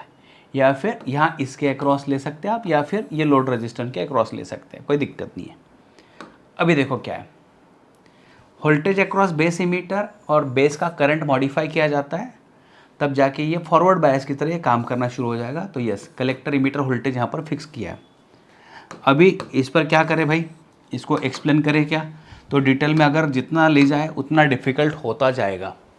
तो अभी सिर्फ आपको ये समझना है कि भाई इनपुट रेजिस्टेंस मुझे समझना है कि जिसमें इस ग्राफ को अगर देखा जाए तो बेस इमीटर और बेस करंट है, इसका अगर कहीं पर मैं स्लोप निकाल दूँ तो ये डेल्टा IB हो जाएगा और ये डेल्टा VBE हो जाएगा। अच्छा, इसमें भी ज़्यादा इन्वॉल्व नहीं होते हैं क्योंकि देखो रेजिस्टेंस निकालना है तो resistance voltage divided by current होता है, तो delta VBE divide by delta IB। लेकिन इस पर जो सवाल बनता है वो सवाल ये है, ये होता है एट कांस्टेंट VCE। अगर आपको पूछा जाए तो इनपुट रेजिस्टेंस जो होगा RI that is equal to delta VB base emitter के अक्रॉस का voltage divide by base current at constant VCE बोलना है आपको, तब ये ग्राफ करेक्ट है। आउटपुट में बात करें तो आउटपुट में voltage across collector emitter change किया जाता है और कलेक्टर करंट का वेरिएशन देखा जाता है। लेकिन इन सब में अगर बात करें तो आउटपुट इज, इसमें भी देखो बच्चों, इसका ग्राफ अगर निकाले, ग्राफ पे से स्लोप कहीं निकाले, मान लीजिए यहाँ पर अगर मैं स्लोप निकालता हूँ यहाँ पर, अच्छा ये सही नहीं दिखेगा एक्चुअल में देखा जाए, थोड़ा बहुत ही हल्का सा माइनर ही ग्राफ में आएगा चेंज, तो बहुत एक्यूरेटली करना पड़ेगा मुझे। तो ये स्ट्रेट लाइन और यहाँ पर बहुत ही हल्का सा, मतलब इतना कट टू कट मिलेगा स्लोप निकालना अगर है तो, ठीक है। तो इसमें इसकी झंझट में ना पड़ते हुए आप सिर्फ स्लोप डिफाइन करते हैं। तो डेल्टा VCE मान लीजिए यहाँ पर मैं मान के चलता हूँ, यहाँ पर थोड़ा सा दिखेगा एटलीस्ट, जैसे मान लीजिए ये ऐसा जा रहा है ग्राफ, तो यहाँ अगर बात करें तो यहाँ चेंजेस होगा, यहाँ पर ऑलमोस्ट स्ट्रेट लाइन दिखा है तो इसलिए इतना नहीं मैं क्लियरली बता पाऊँगा। तो देखो ये डेल्टा IC है, ये डेल्टा VCE है। तो आपको समझना यही है कि भाई वोल्टेज और करंट का जो वेरिएशन होगा वो, लेकिन यहाँ पर अगर सवाल पूछा जाए तो आपको ये लिखना पड़ेगा एट कांस्टेंट IB या फिर at IB equal to constant, इतना आप कर सकते हो। At IB equal to constant इतना कर सकते हो, ठीक है बच्चों। तो ये सारी चीज़ें यहाँ पर है, अगर ग्राफ पर पूछा जाए तो सवाल आप लिख सकते हो। मतलब ग्राफ पर अगर पूछा जाए तो पूछा जाएगा क्या, तो ये पूछा जा सकता है, ये पूछा जा सकता है, ये पूछा जा सकता है इनपुट और आउटपुट रेजिस्टेंस के बारे में। अभी देखो थोड़ा सा कॉम्प्लिकेटेड लग सकता है, या शायद अभी लग तो रही होगा। मैं जितना ज़्यादा फॉर्मूले पर फोकस करना है उस पर फोकस करते हैं हम लोग। इनपुट वोल्टेज जो होगा, ये एक ही आपको ट्रांजिस्टर है कॉमन इमीटर का, इस पर कॉन्सेंट्रेट करते हैं। देखो क्वेश्चन सॉल्व करने के हिसाब से बात करते हैं। इनपुट वोल्टेज तो बेस करंट में जो चेंज होगा वो मल्टीप्लाई बाय जो अभी हमने रेजिस्टेंस निकाला है वो। आउटपुट में बात करें तो आउटपुट में लोड रेजिस्टेंस लिया जाता है, तो आउटपुट में डेल्टा आईसी जो कलेक्टर करंट में चेंज होगा मल्टीप्लाई बाय लोड रेजिस्टेंस। यहाँ पर साइन डाला है माइनस, ऐसा इसके लिए डाला होता है क्योंकि इनपुट दिया होता है ऐसे और आउटपुट मिलता है ऐसे, एम्पलीफाइड मिलता है, और ये आउट ऑफ फेज होता है। Output is 180 degree out of phase to that of input, to that of input voltage, ठीक है, to that of input voltage, ऐसे होता है। और अगर बात करें, देखो आपके पास बीटा वैल्यू थी delta IC divided by delta IB, तो यहाँ पर आईसी की जगह पर आप बीटा इंटू डेल्टा आईबी रख सकते हो, ये कर सकते हो। तो आउटपुट और इनपुट इसको लर्न करके रखना पड़ेगा। इसके बाद में एसी जो वेरिएशन, एसी मतलब क्या है, ये एसी वेरिएशन आ रहा है तो बेस करंट में भी वेरिएशन आएगा और कलेक्टर करंट में भी वेरिएशन आएगा। तो बीटा इज डिफाइंड एज, अभी एसी डीसी में मत पढ़ो, beta is delta IC divide by delta IB. Voltage amplification मतलब output voltage by input voltage. तो आउटपुट वोल्टेज में देखो क्या होता है, आउटपुट वोल्टेज मतलब क्या है बच्चों, आईसी या फिर डेल्टा आईसी लग दो, output resistance divided by IB into input resistance. IC और आईबी का जो रेशो था वो तो भाई बीटा था, आईसी और आईबी का रेशो तो भाई बीटा था, और ये आर एल बाय आर आई लिख लिया। माइनस साइन डालने की ज़रूरत आपको नहीं है, negative sign indicate the voltage input voltage are out of phase, ठीक है, output voltage and input voltage are out of phase, तो इसकी ज़रूरत यहाँ पर बिल्कुल नहीं है अभी।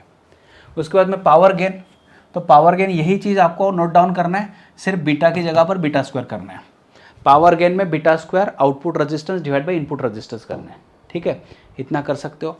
तो थोड़ा सा शॉर्टकट में करते हैं, power beta into output resistance by input resistance, और पावर अगर गेन पूछा जाए, वोल्टेज गेन पूछा जाए तो beta multiply by output resistance by input resistance, और अगर पावर गेन पूछा जाए तो बीटा का सिर्फ स्क्वायर करना है output resistance by input resistance. चलो ठीक है, यहां पर थोड़ा समझते हैं एक एक को, कई सारे क्वेश्चंस यहां पर है बच्चों। तो देखो क्या क्या पूछा है, क्या क्या बताया गया। The collector supply voltage is 6 volt. Collector supply voltage is 6 volt and voltage drop across resistor of 600 ohm in the collector circuit is 0.6. तो इन दोनों का मैं कॉन्सेंट्रेट करवा दूंगा। इसमें बताया क्या गया है कि जो VCC था कलेक्टर सप्लाई वो 6 वोल्ट है, लेकिन इंपॉर्टेंट चीज़ वो 6 वोल्ट नहीं है। इंपॉर्टेंट चीज़ ये है कि जो आपका सर्किट होगा, इस सर्किट में जो ये लोड रेजिस्टेंस होता है ना, और यहाँ पर जो बैटरी प्रोवाइड, देखिए अभी ये NPN होगा, तो यहाँ पर देखिए N है, तो ये रिवर्स बायस में डालना है ना, कुछ इस तरीके से ये सर्किट होगा। तो ये जो RL की लोड के अक्रॉस दिया है, तो देखो यहाँ पर इससे हमें IC पता चलने वाला है। तो IC can be equal to, है ना, V 0.6 डिवाइडेड बाई ये 600, ये IC पता चलेगा। तो मैं बोल सकता हूँ 6 डिवाइड बाई 6000, तो भाई 1 इंटू 10⁻³ हो सकता है ये एम्पियर। तो कलेक्टर करंट मुझे मिल चुका है। अभी क्वेश्चन क्या पूछा गया है, कॉमन इमीटर मोड में इस्तेमाल किया है और करंट गेन है बीटा 20। तो भाई इन्होंने डायरेक्टली बीटा दे दिया है 20, लेकिन बीटा की वैल्यू होती है IC डिवाइडेड बाई IB। तो अभी क्वेश्चन क्या पूछा गया है, बेस करंट। तो ठीक है, base current IB is IC divided by 20, मतलब क्या हो गया बच्चों, तो IB इक्वल टू IC कितना है 1 10⁻³ डिवाइडेड बाय, है ना, तो ये था 20। तो अभी मिली एम्पियर में, हाँ 0.05 और ये 10⁻³ वैसे ही मिली एम्पियर। तो अभी देखो बेस पर हम लोग गए ही नहीं, बेस के अक्रॉस गए ही नहीं। मतलब देखो क्वेश्चन को इस तरीके से डिज़ाइन किया है, ये आपको मिसलीड करने की कोशिश करेगा। लेकिन voltage drop across register 600 ohm in the collector circuit is given. तो भाई कलेक्टर सर्किट के अक्रॉस का जो रेजिस्टेंस था, लोड रेजिस्टेंस था कलेक्टर सर्किट में, ये RL है, इसके अक्रॉस 0.6 वोल्ट ड्रॉप हुआ और रेजिस्टेंस इसका था, तो I = V/R के हिसाब से, ओम्स लॉ के हिसाब से मैंने बात किया, और बीटा इज IC/IB होता है, तो इससे सॉल्व कर लिया, ये आंसर मिल चुका है। दूसरा क्वेश्चन क्या है देख ले। दूसरा क्वेश्चन ये है, when NPN transistor junction is used as an amplifier in common emitter mode. ठीक है, तो क्या होता है भाई इसका, high input signal is applied between base and emitter, output is obtained between collector and emitter. यही हमने किया था अभी। इन फेज तो नहीं होता, input voltage output voltage out of phase होता है। बेस इमीटर जंक्शन इज नहीं, बेस इमीटर मैंने इसके पहले ही बोल दिया आपको फॉरवर्ड बायस में होता है। इनपुट इम्पीडेंस इज हाई नहीं होता है, फॉरवर्ड बायस में रेजिस्टेंस जो होता है वो कम होता है और रिवर्स बायस में ज़्यादा होता है, तो ये भी उल्टा बता दिया। ठीक है, तो आपका आंसर यहाँ पर ये सी आना चाहिए। उसके बाद हाँ क्या है बच्चों, देखो इन NPN transistor 10⁻10 electrons enter the emitter 10⁻⁻6 second.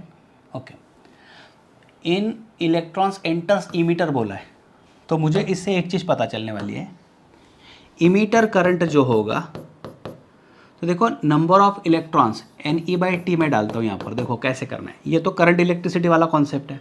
इन्होंने बोला है कि 10⁻10 इलेक्ट्रॉन्स, क्योंकि इलेक्ट्रॉन की वैल्यू 1.6 10⁻⁻19 होता है, और टाइम कितना है 10⁻⁻6 सेकेंड। इसको अगर आप सॉल्व कर देते तो ये -6 ऊपर जाके +6 हो जाएगा, तो 1.6 और यहाँ पर देखिए +6 और -19, तो -3 एम्पियर आ चुका है। ये आ गया आपके पास इमीटर करंट। लेकिन अभी सवाल को सही ढंग से पढ़ो। 2% electrons recombine with hole base, मतलब बेस के होल से अगर कंबाइन होता है तो 2% का इस्तेमाल हो चुका है, 2% का इस्तेमाल हो चुका है। Got it. तो देखो क्या है, IB इज 2% ऑफ IE बोला है, 2% ऑफ IE बोला है। Got it. तो 2% ऑफ IE मतलब कितना होगा, देखो 2% ऑफ IE। अभी इसको और दूसरे तरीके से भी सॉल्व करते आ सकता है। The current ratio of alpha and beta पूछा जाता है यहाँ पर, कोई दिक्कत नहीं, समझ में आएगा आपको। तो मैं अगर बात करूँ, मैं अगर सही में बात करूँ, अगर मैं सही में बात करूँ, तो अगर IB 2% ऑफ IE है, इसी का मतलब क्या हम लोग ले सकते हैं, IC इज 98% ऑफ IE। क्या सही है ये बच्चों? इसमें थोड़ा फोकस करो आप, क्योंकि देखो कैसे कि जितना आप सॉल्व करोगे लेंदी हो जाएगा ये। एक्चुअली इसका भी सॉल्व करने का ज़रूरत नहीं था, इसका भी सॉल्व करने का ज़रूरत नहीं था। इन्होंने बोला है कि सिर्फ 2% बेस ने इस्तेमाल किया, मतलब बेस ने अगर 2% इस्तेमाल किया है तो भाई कलेक्टर ने किसका इस्तेमाल किया, तो 98%। तो इसमें से आपको पता है IC डिवाइडेड बाय अगर IE कर देता हूँ मैं, तो भाई ये तो अल्फ़ा वैल्यू हो जाएगी, और अगर IC डिवाइडेड बाय IE करूँ तो ये 98% है, तो 98% मतलब 98 डिवाइड बाय 100, 0.98 मिलना चाहिए। तो IC बाय IE की वैल्यू 0.98 मिलनी चाहिए, अल्फ़ा की वैल्यू। अभी इन्होंने बीटा भी पूछ लिया है, तो भाई आपके पास में बीटा की जो वैल्यू थी, beta was alpha bye 1 minus alpha, तो 0.98 डिवाइडेड बाय 1 माइनस 0.98 करवा दूँ, तो भाई ये देखो 0.98 डिवाइड बाय 0.02, जो सॉल्व करने के बाद में हो जाएगा 49। तो क्या आपका आंसर 0.98 और 49 के बीच में आ रहा है? तो 0.98 और 49 ये आंसर होना चाहिए इसका ये आंसर होना चाहिए। ठीक है, उसके बाद देखते हैं बच्चों फिर क्या है। हाँ, एक कॉमन इमीटर एम्पलीफायर। अभी देखो सर्किट देख के ही आधे से ज़्यादा बच्चे बोलेंगे यार ये सर्किट मतलब मेरा सर्किट कर देगा, मुझे दिमाग ख़राब कर देगा। तो भाई देखो, सच में देखो, सोचते इस पर क्या क्या बताया है। एक common emitter amplifier, common emitter एक ही है, build using NPN transistor as shown in the figure. It's DC current gain, DC current gain, ठीक है। तो करंट गेन इन्होंने बता दिया बीटा, जो कि है 300, ठीक है। और देखो वीसीसी बताया इन्होंने 20 वोल्ट, 20 वोल्ट बता दिया। और ये आरसी दिया है 4 किलो ओम, 4 किलो ओम। फिर देखो क्या, what is the minimum base current for VCE to reach saturation. ये सैचुरेशन वाली जो चीज़ थी, वीसीई टू रीच सैचुरेशन, ये क्या होती है। अब देखो ये एनसीईआरटी में आता है, ये ट्रांजिस्टर एज अ स्विच करके, जो आपके सिलेबस में बिल्कुल भी नहीं है। तो मैं इतना ही हिंट बता दूं, ये क्वेश्चन तो यहाँ पर आ चुका है, तो हिंट इतना ही बता दूं। At saturation voltage across collector emitter zero होता है, मतलब ये कलेक्टर और ये इमीटर जो होता है, इसके अक्रॉस का वोल्टेज ऑलमोस्ट आपको लेना है ज़ीरो। तो अभी बात समझने वाली ये है कि मुझे क्वेश्चन में चाहिए क्या, minimum value of base current. मतलब क्वेश्चन जो पूछा गया है that is base current equal to, ये रिक्वायरमेंट है। बीटा दिया है तो आईसी अगर निकालो, मैं देखो बीटा दिया गया है, आईबी पूछा गया है, और लेकिन आईसी के लिए पूरा हिंट दिया है। अभी करना क्या है देखो बच्चों, मैं इसको सिंप्लीफाई करता हूँ। यहाँ से आपको यहाँ तक पहुँचना है, और कैसे पहुँचना है, तो अगर देखो यहाँ पर तो ये ज़ीरो है, ये 20 वोल्ट है, फिर रेजिस्टेंस है, ये तो 0 वोल्ट ही बताया यहाँ पर इन दोनों के बीच में। तो सीधे सीधे अगर बात की जाए तो इतना तो भाई सबको समझ में आता है कि अगर आरसी मुझे निकालना है तो भाई यहाँ से लेकर यहाँ तक 20 वोल्ट ही मुझे मिल रहा है टोटल, 20 वोल्ट, और डिवाइडेड बाय 4 किलो ओहम, 10⁻³ तो ये 5 10⁻³ हो चुका है। एक्सट्रीमली सॉरी, ये आरसी नहीं, आईसी कलेक्टर करंट, ठीक है। तो मुझे यहाँ पर इनसे ये मिल सकता है, क्योंकि देखो यहाँ से बात करें तो एक ही वोल्ट मुझे मिल रहा है, बाकी तो यहाँ पर वीसी भी जीरो कर दिया, और नीचे ग्राउंड ये लाइन जो होती है वो जीरो वोल्टेज की होती है। तो मुझे आईसी मिल चुका है यहाँ पर कि 5 10⁻³ ठीक है, ये चीज़ हो गई है। उसके आगे करना क्या है, तो आईसी मिल गया, तो beta is equal to IC divided by होता है आईबी, ठीक है। तो IB is equal to IC divided by beta आ गया, तो यह 5 10⁻³ और डिवाइडेड बाय बीटा वॉज 300, ठीक है। तो यहाँ पर देखिए 5 डिवाइडेड बाय 3 कर देता हूँ, ये इसके 2 0 है तो ऊपर चले जाने, ये -3 था ना, -3, तो ये -5 हो जाएगा। तो 1.66 10⁻⁻5 यहाँ पर आना चाहिए। अच्छा नहीं, 1.66 ठीक है, तो 16.6 10⁻⁻6 करवा देता हूँ इसको, 16.6 10⁻⁻6 करवा देता हूँ, माइक्रो एम्पियर आ गया। समझ में आ रहा है बात? ओके।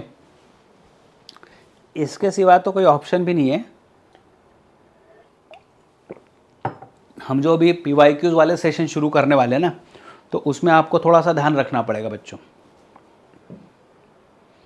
आगे बढ़ते हैं। For common emitter amplifier gain is 40, तो भाई बीटा ही बताया है इन्होंने 40। It's input and output impedance are in 100 ohm है, और आउटपुट जो RL हमने बोला था वो 400 दिया है, ओहम दिया है। पावर गेन पूछा गया है, तो भाई पावर गेन जो था AP जो था वो बीटा स्क्वायर था, extremely sorry, output resistance RL divided by R इन था। तो बीटा मतलब क्या है बच्चों, 40 है, तो 40 का स्क्वायर करवा देता हूँ। आउटपुट रेजिस्टेंस था RL, हाँ ना, R इन 100 है और RL 400 है, ऐसी है ना। इनपुट एंड आउटपुट इम्पीडेंस 100 है, सही है। कुछ तो दिक्कत हो रही है। Power gain in C amplifier RL बाय RI करेक्ट है।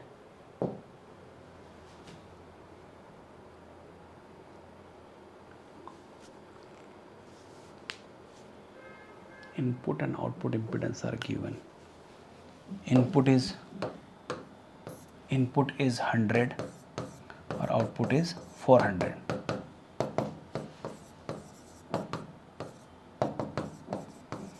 नंबर बहुत बड़ा हो रहा है, कुछ तो गलत हो रहा है। अच्छा, extremely sorry, extremely sorry, extremely sorry बच्चों, एक्सट्रीमली सॉरी। देखो क्या है ना, मैंने गेन तो पढ़ लिया लेकिन स्टेटमेंट नहीं। देखो वोल्टेज गेन जो है, वोल्टेज गेन जो है, एवी वोल्टेज गेन होता था, AV was a voltage gain, AV is a voltage gain, okay. लेकिन फिर भी आंसर नहीं आएगा, ठीक है। AV is a voltage gain is a 40, और पावर गेन जो होता है, वोल्टेज गेन का मतलब था beta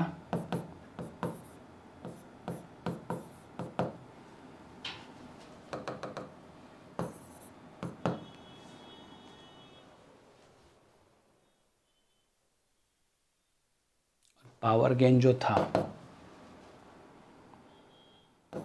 beta times voltage gain करवाना होता है। तो बीटा है 40, बीटा तो नहीं है, ओके, बीटा तो नहीं है।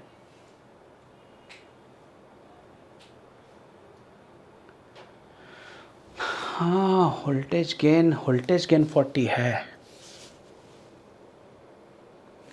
हाँ, इससे बीटा मिलेगा, इससे बीटा मिलेगा, चलो ठीक है। तो beta can be equal to 40 into R I by R L, ठीक है। 40 इंटू आर आई वॉज 100 और R I was 100 and R L was 400, तो ये 10 मिल चुका है बीटा, ठीक है। और पावर गेन जो होता था वो बीटा स्क्वायर था R L by R in, तो बीटा मतलब 10 का square multiply by R L is 400 divided by R in is 100, तो ये 100 मल्टीप्लाई तो 400, तो 400 आंसर आना चाहिए इसका। थोड़ा सा अलग किया इन्होंने, दिमाग अलग से लगवाया है। चलो मैं समझाता हूँ वापस से। इन्होंने बच्चों वोल्टेज गेन बताया, तो वोल्टेज गेन जो था इन्होंने 40 बताया, लेकिन voltage gain was beta into output resistance by input resistance. तो हमने इसमें से बीटा निकाला, तो beta is 40 into R I by R L, तो beta is there, input resistance output resistance, तो बीटा 10 मिल चुका है, मतलब गेन जो है ये 10 है। पावर गेन में beta square output resistance by input resistance था, तो बीटा का स्क्वायर करवा दिया और आउटपुट रेजिस्टेंस इनपुट रेजिस्टेंस यहाँ पर डाल दिया, ऐसे ये आया है, ठीक है। उसके बाद में देखते हैं क्वेश्चन, इसमें यहाँ पे देखिए 1 by alpha D C alpha B C पूछा गया। तो देखो अल्फा जो है that was I C by I E, और बीटा जो होता है वो होता है I C divided by I B, ठीक है। तो अगर मैं 1 by alpha minus 1 by beta लिखूँ, देखो क्या होगा ये 1 बाय अल्फ़ा, तो अल्फ़ा की जगह पर मैं आई सी और ये आई बी ऊपर आ जाएगा, माइनस बीटा की जगह पर यहाँ पर आई सी और ये ऊपर आ जाएगा आई बी, ठीक है। अच्छा, तो भाई ये तो ना ना ना ना ना ना मैंने क्या कर दिया, I C divide alpha is I C divide by, sorry, alpha is I C divided by I E और beta is I C divided by I B, yes right. तो डिनोमिनेटर तो आई सी था, I E minus I B, देखो I E is equal to I C plus I B था, तो यहाँ पर देखो क्या था, I E was I C plus I B था, इसका इस्तेमाल करो तो I C can be equal to I E minus I B, तो ये आ गया 1, ये आंसर आ गया 1, ठीक है, ये आ गया।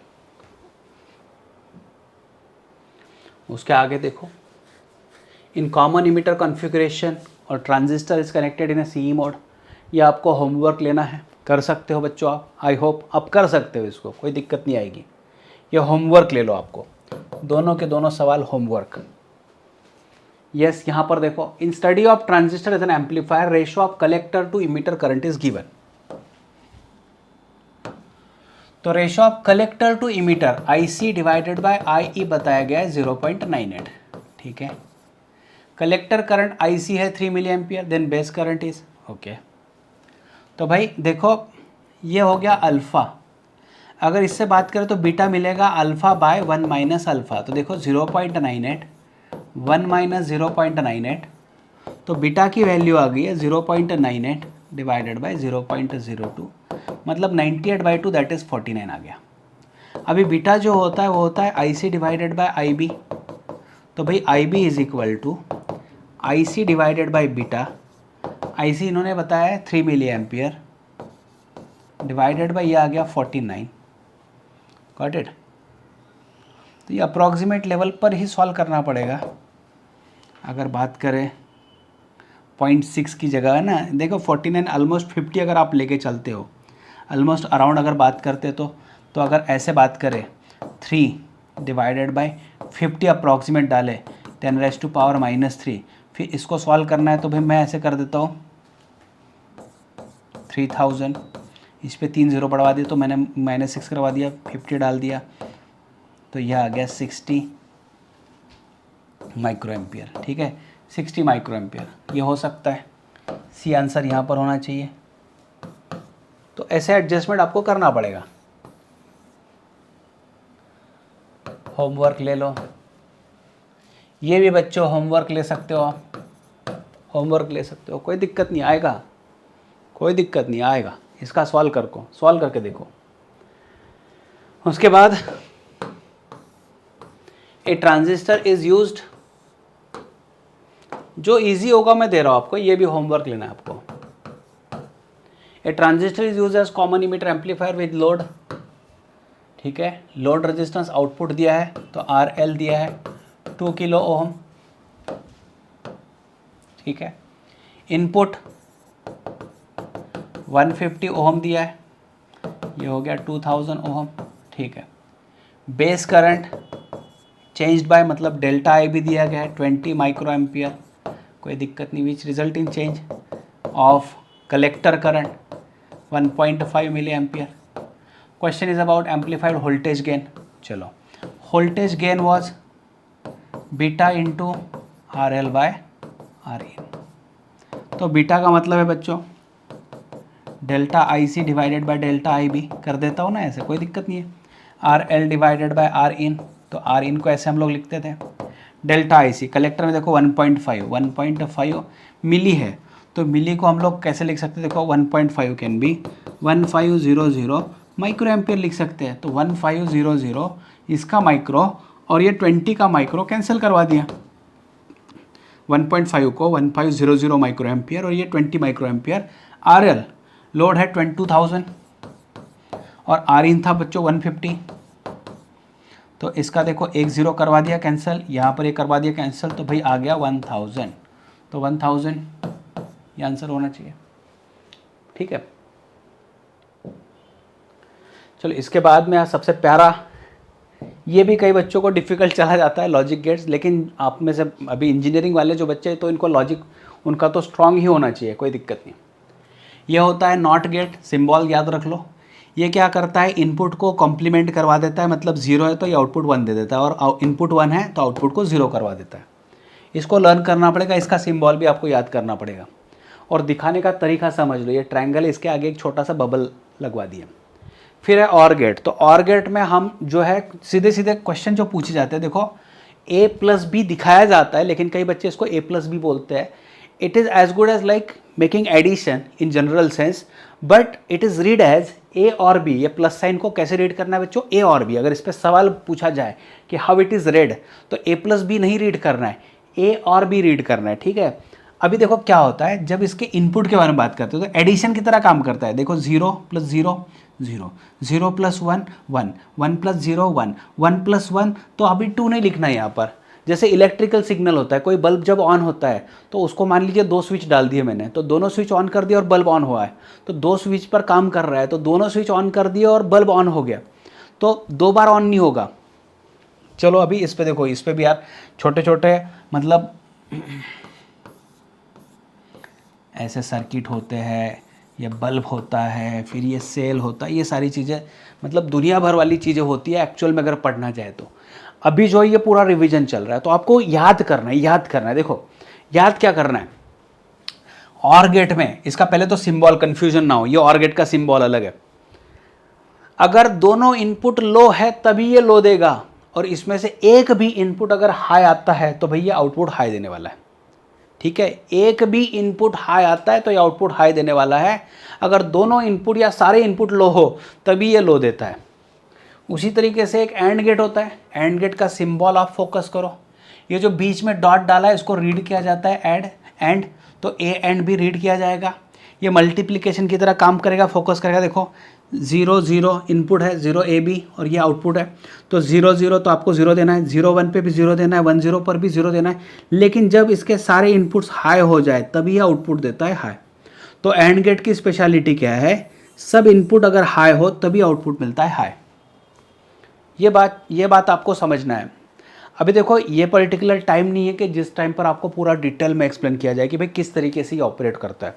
अभी ये बिल्कुल भी सही समय नहीं होगा, तो आपको उनके ट्रूथ टेबल याद रखने पड़ेगा और उसी ट्रूथ टेबल पर से हमें फाइनल आंसर निकालना है।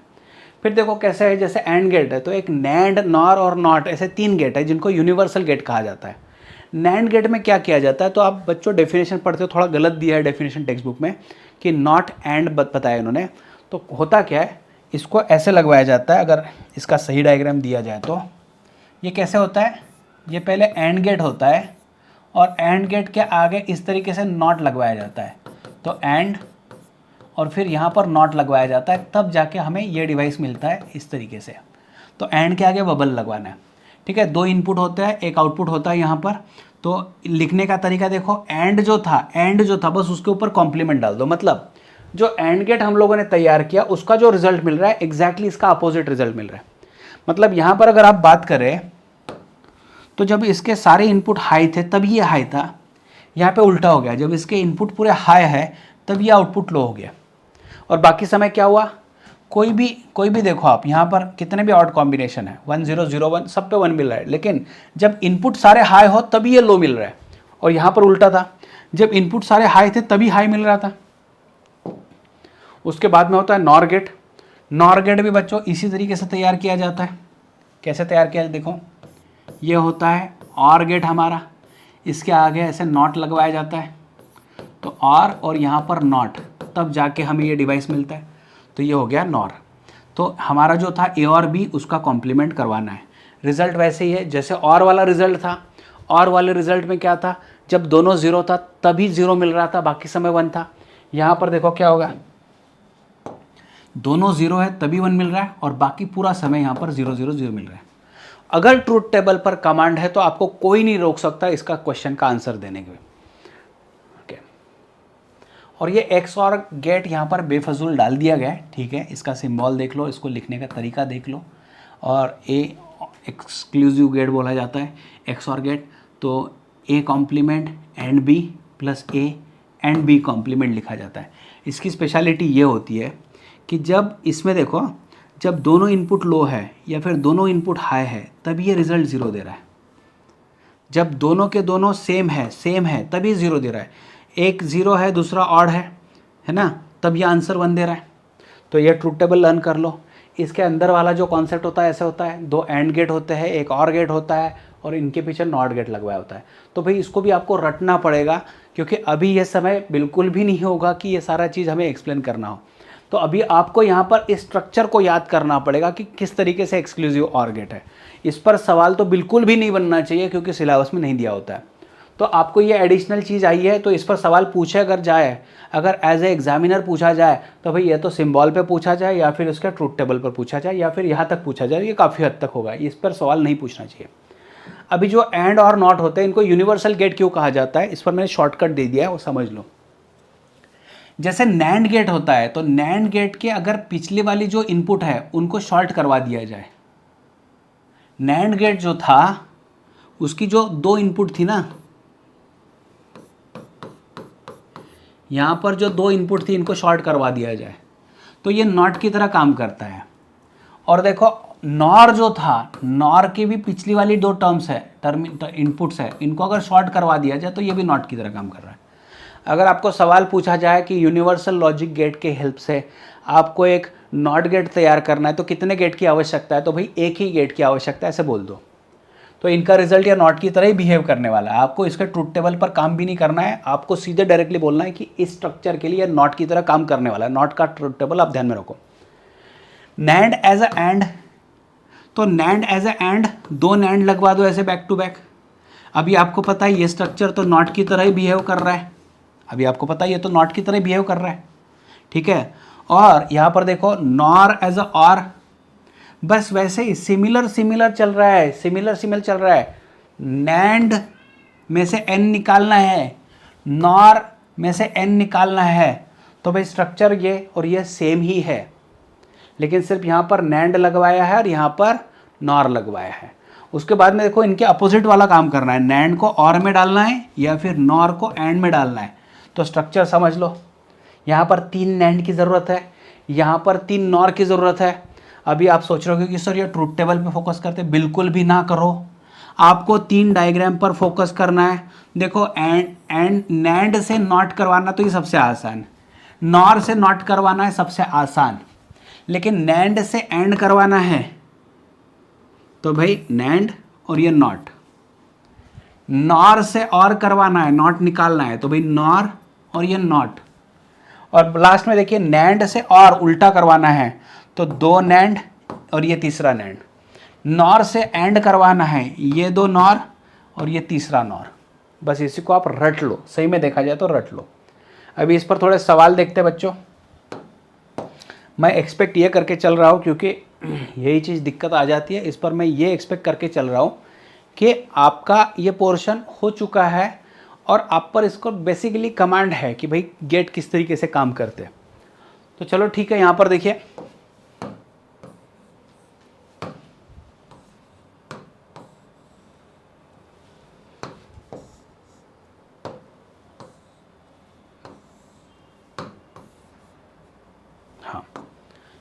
Output X of a logic gate.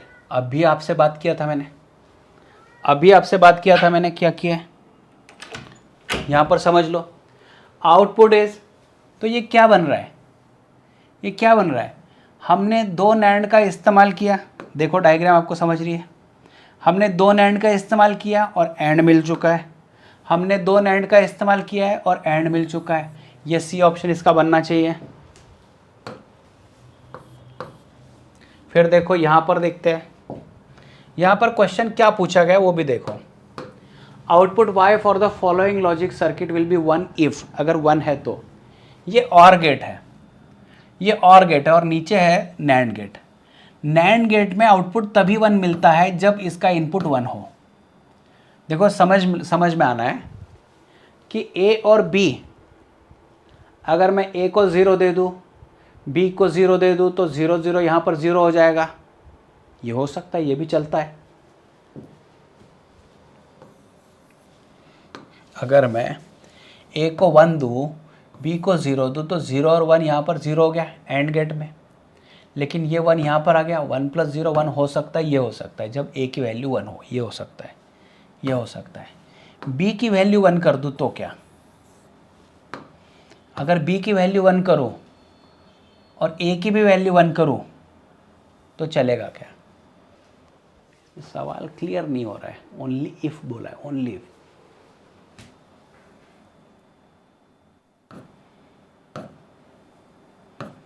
ये भी आ सकता है।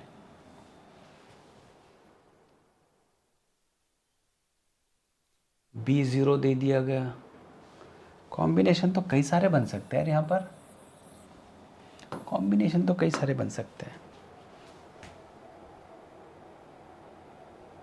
Only y output will B 1 only if.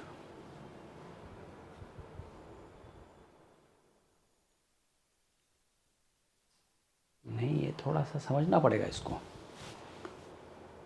क्योंकि इसमें जो है एक एक सिंगल की टर्म में ही बात की है, सिंगल टर्म में बात किया है। ओनली सिर्फ एक में वो कंडीशन होनी चाहिए ऐसी। तो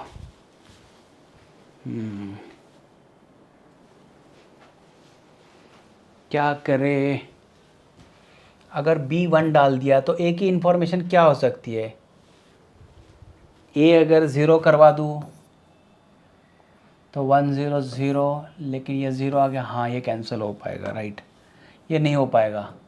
लेकिन अगर मैं ए को 1 कर दूँ, 1 1 1 हो जाएगा, और ये 1 1 + 1 तो 1 होना ही होना है, राइट। ओनली इफ़ बोला है तो ये थोड़ा सा मुझे थोड़ा डाउटफुल लग रहा है। चलो कोई दिक्कत नहीं, तो बी 1 हो तो भी चलेगा, लेकिन ए को भी 1 होना चाहिए। जब बी 1 हो तब ए को भी 1 होना चाहिए।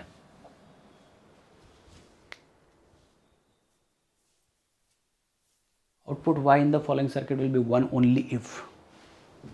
अरे थोड़ा सा दिक्कत आ रहा है यहाँ पर, ये 1 है तो पीछे 0 1 भी चलेगा। लेकिन अगर यहाँ 1 ला, देखो यहाँ से रिवर्स लाते हैं तो यहाँ 1 चाहिए, तो यहाँ 0 1 भी चलेगा, 0 1 भी चलेगा। अगर 0 1 भी चलेगा, इसको 1 होना है तो इन दोनों को 1 होना पड़ेगा, ये वैलिड नहीं हो पाता है, ये गलत हो जाएगा। 1 0 भी चलेगा, लेकिन 1 0 करने के लिए यहाँ पर 1 होना चाहिए, यहाँ पर 0 होना चाहिए। यस, हो सकता है ये, तो ए को 1 होना चाहिए, ए शुड बी 1, इस पर हो सकता है। हम लोग रिवर्स अगर लाते हैं ना, हम लोग अगर रिवर्स में आते हैं, समझ लो एक बार वापस से, इसको 1 करना है तो पीछे या तो दोनों 1 होने चाहिए, दोनों 1 होने चाहिए, तो दोनों 1 होने चाहिए, तो यहाँ पर दोनों 1 है। लेकिन हमें एटलीस्ट कंडीशन ऐसे निकालनी पड़ेगी कि चलो फिर ये नहीं तो 0 1 पे चल सकता है। अगर ये 0 1 पे चलता है तो देखो यहाँ पर पीछे आ जाओ, ये 0 है, मतलब इसके पीछे तो ये 1 था, ये 0 होना चाहिए, तभी ये 0 मिलेगा।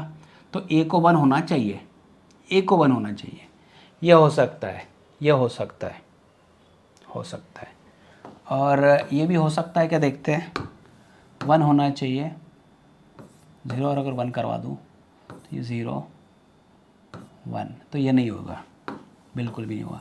तो एटलीस्ट ए इज़ 1, लंबा है थोड़ा सा। उसके बाद में नीचे क्या बताया, for the following combination of logic gates when all 3 inputs are first high and then low the output will be. तो सबसे पहले 1 करवा देते हैं, तो 1 है तो एंड 1 करवा देता है, ये 1 यहाँ तक आया, 1 1 1 हो जाएगा, लेकिन नॉट गेट है, जब दोनों 1 हो तो ये 0 दे देता है, ठीक है। पहले अगर फर्स्ट, तीनों फर्स्ट है, तीनों 1 1 1 है, तो 1 1 1, ये 1 है तो 1 1 1, लेकिन कॉम्प्लीमेंट 0 करवा देता है, ठीक है। ये इन तीनों में यहाँ पर भी 0 दिख रहा है, यहाँ पर भी 0 दिख रहा है। फिर लो करवा देता हूँ सब, 0 0 0, ये 0 0 0 0, लेकिन कॉम्प्लीमेंट 1 आ जाता है। यस, इसका आंसर होना चाहिए ए।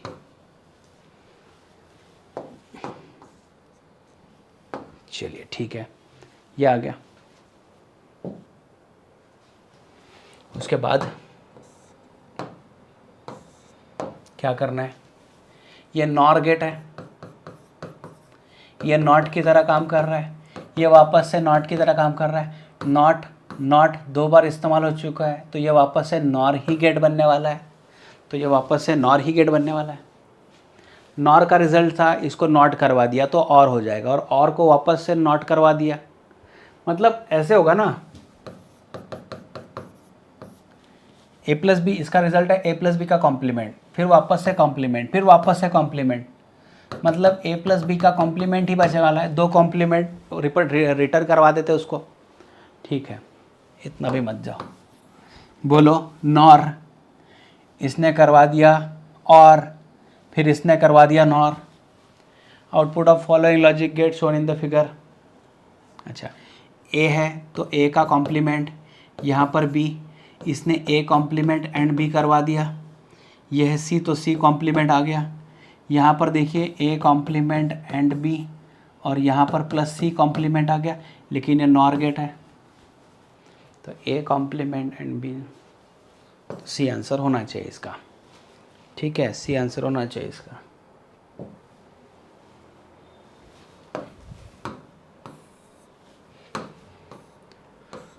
हाँ,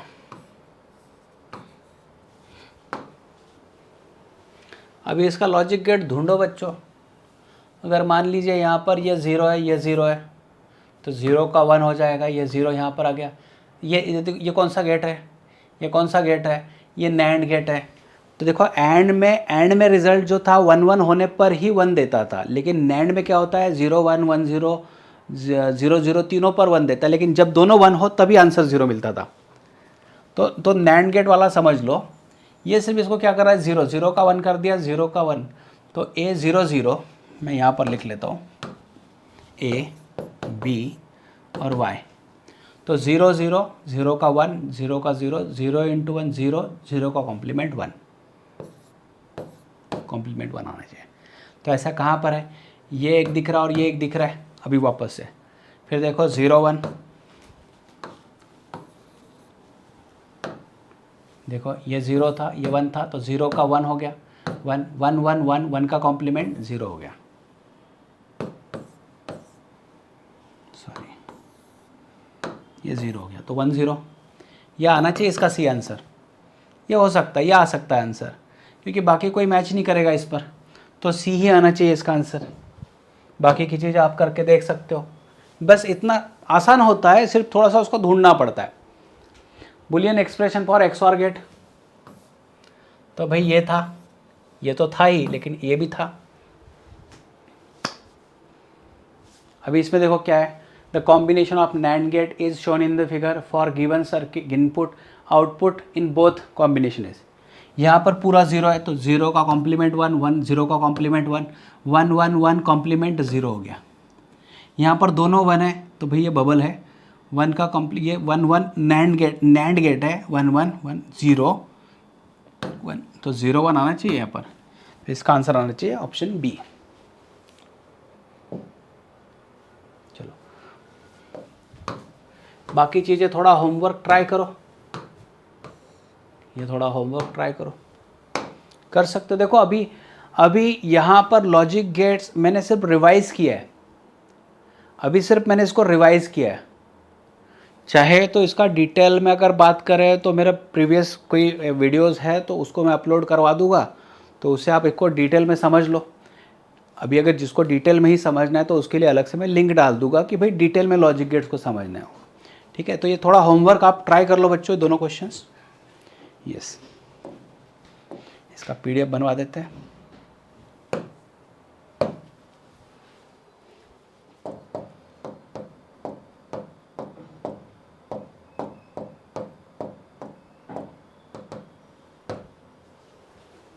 चलो, थैंक यू सो मच।